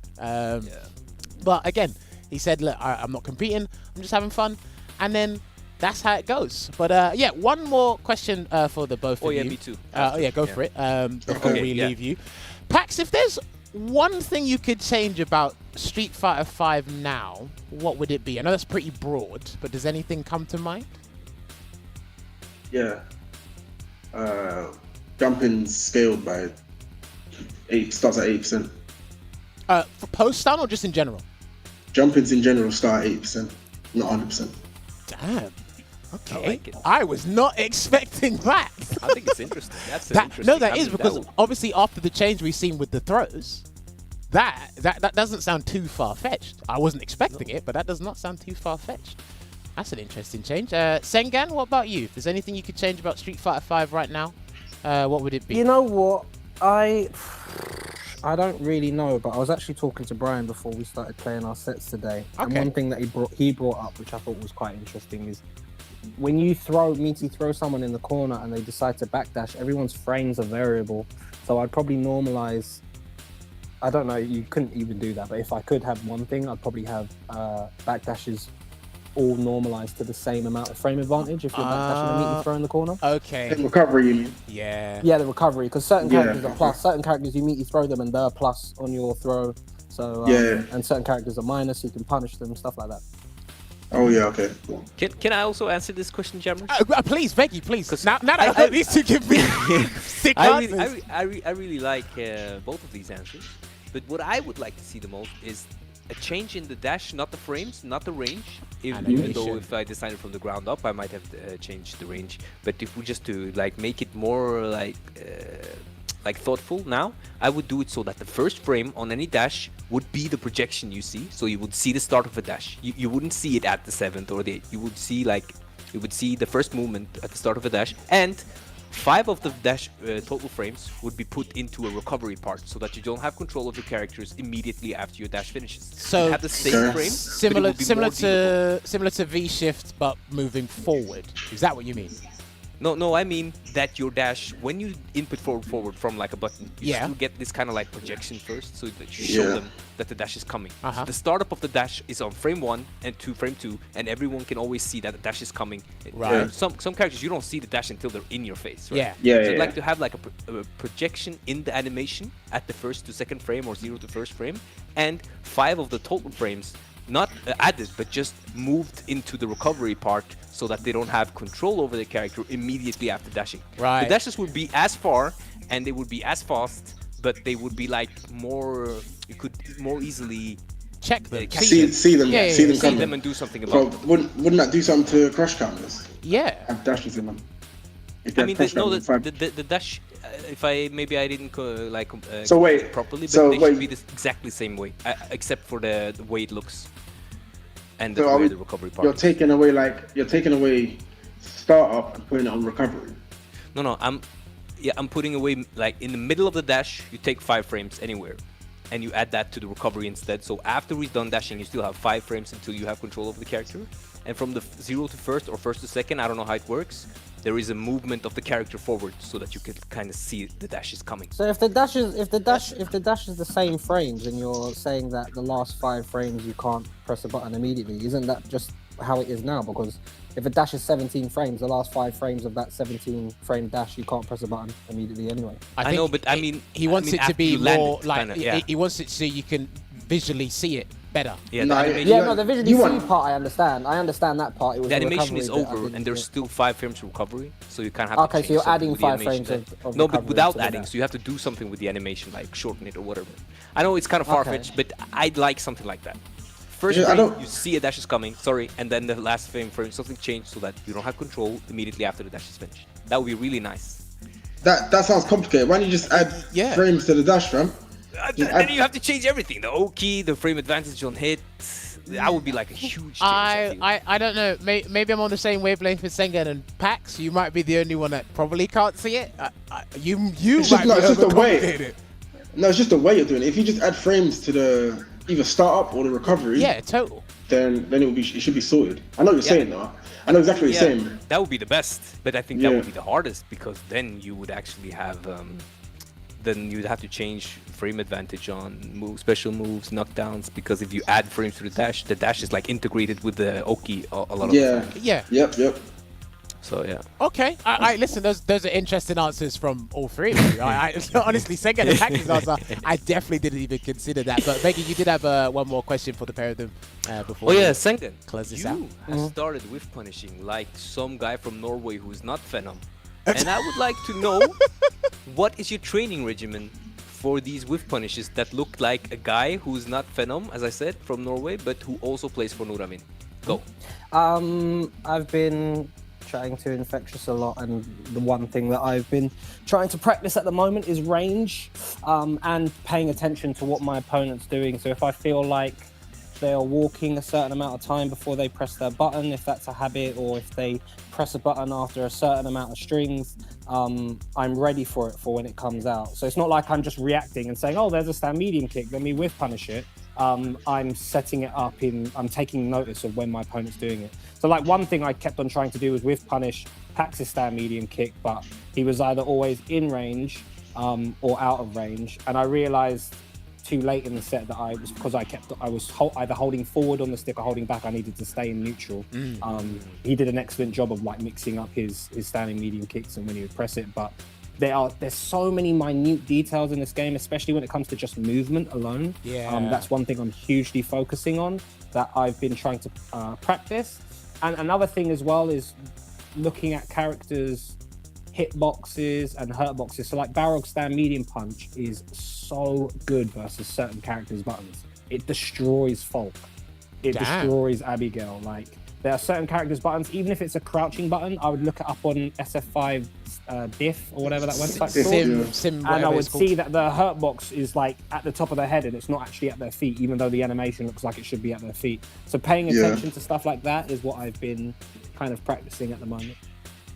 Okay. Nice. Yeah, because you could definitely see your whiff punishes. A lot of the time you had sequences with multiple whiff punishes in a row, which is like, I mean, since when we played, I feel like that's the next thing you've added more to your gameplay. Yeah. Since I saw you last time. So it's very nice. Thank you for that. I didn't realize. I just want to say as well before we go, I just want to say well done to Packz. You played awesome, bro. Very good set, very good adaptation, and you did really well at abusing things that you could see I wasn't ready for, or things I didn't know. You played extremely well. FG, you too, man. When you switch to V-Skill 1, I wasn't ready for that back though, buddy. I wasn't ready for the V-Skill 1, I forgot. I wasn't ready for V-Skill 1. That threw me up a bit still, but... We'll run that set with V-Skill 1, see Wagwan. Yeah, I need to use V-Shift. I was so ready for V-Shift a couple times. I was thinking, yeah, I can do it to the dashboard. You know what? I was mentioning this to some people before. It's more people are ready to punish it than actually use it themselves. And that, case in point, Packz is like literally the epitome of that. But again, it's been a little while since you have played. But again, you can stick with the game just by watching and learning through that. But yeah, it's been pretty interesting. I mean, Veggey, you still got one more question for Packz, or is that going to be it for tonight? I think we have like our thirst is quenched. Your quenched. thirst is quenched. That's the word. Not clenched, quenched. It's you know, I'm very British. I know all these British words. He's very British. It's quenched. So it's really good. This is brilliant. I know a lot of words, and that's one of them. So it's very quenched, super quenched, so quenched. Yeah. Great, fantastic. Always love having you here, Veggey. Right, gentlemen. Shukran, habibi. Gentlemen, Packz, again, thank you very much. We're going to love you and leave you now so we can close out this show. Safe for having me. Yeah. Safe for having me, guys. Big love, and say GG's. Yeah. What, of course they said GG's. Yes, they did. I'm really Please, man. impressed. GG's. Take it easy. Take it easy, fam. All right. Those guys are out. Gentlemen, thank you so much once again. Obviously, people in the chat, make sure you follow them on their social media outlets. Packz at DopeBoyPackz, as well. You can subscribe to the Frame Advantage channel. They'll be having content coming out regarding necessary Street Fighter stuff when need be. And Sengan at Sengan. Watch his takes. Watch him at his real life career. And watch him tweet. No one cares. Because sometimes nobody cares. That's brilliant stuff there. But yes. We thank you for your patience over that extended period there. Obviously, I did. Don't worry, we're going to foot the bill to Packz once the show is done there. But very interesting stuff. Jump-ins scale from 80% just in general. And then what? When you backdash in the corner, you want to have a fixed frame there so we don't have to keep... It doesn't keep very... That's very, very interesting. I have to keep asking this question. I know I sound like a broken rescuer. I have to keep asking the question because people are coming out with these answers I did not expect. And it's like, okay, because now, obviously, damage is being buffed and nerfed in certain areas there, and the universal changes have been hitting people over time. Crush counter, activation scaling, throw damage scaling now. Now Packz has introduced another one, said maybe jump-ins should do a little bit less as well. Obviously, the risk-reward regarding that situation is skewed, so it could be a thing in the future. I don't know. Why not? Why not? I like it. I'm all for it. My character's got a bit of range. Doesn't need to jump all the time. But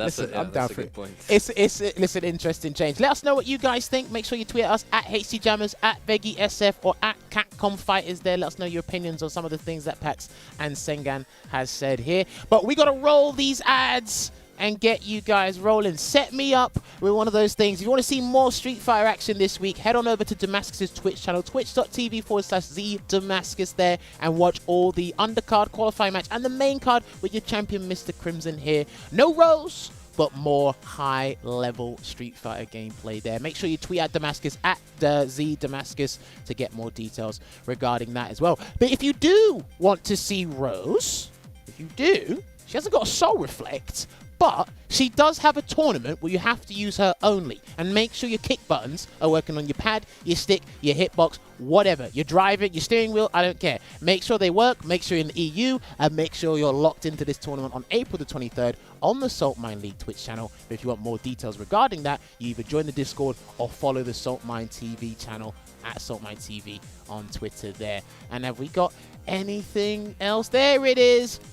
If you're watching from the Central America region, registration is still available now. We had quality gameplays, gourmet gameplay, 5-star Google review gameplay from the Japanese community over the weekend. No more tournaments in April, but when May hits, 5 weeks of non-stop action there, and they'll be handling that to at the best of their ability. So make sure you sign up now. I don't want to hear people sign up the day afterwards. Get registering now. And then, other than that, I think that is going to be it for us. Another episode of Sets in the book. We're going to invoice Packz the electricity bill.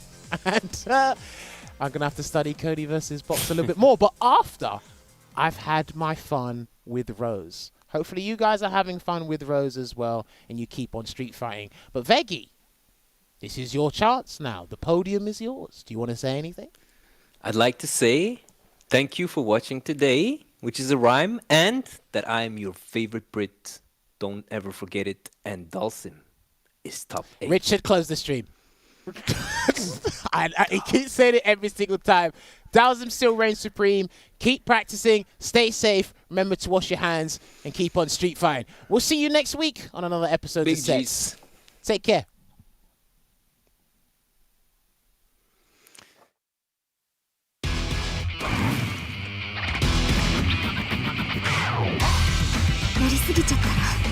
King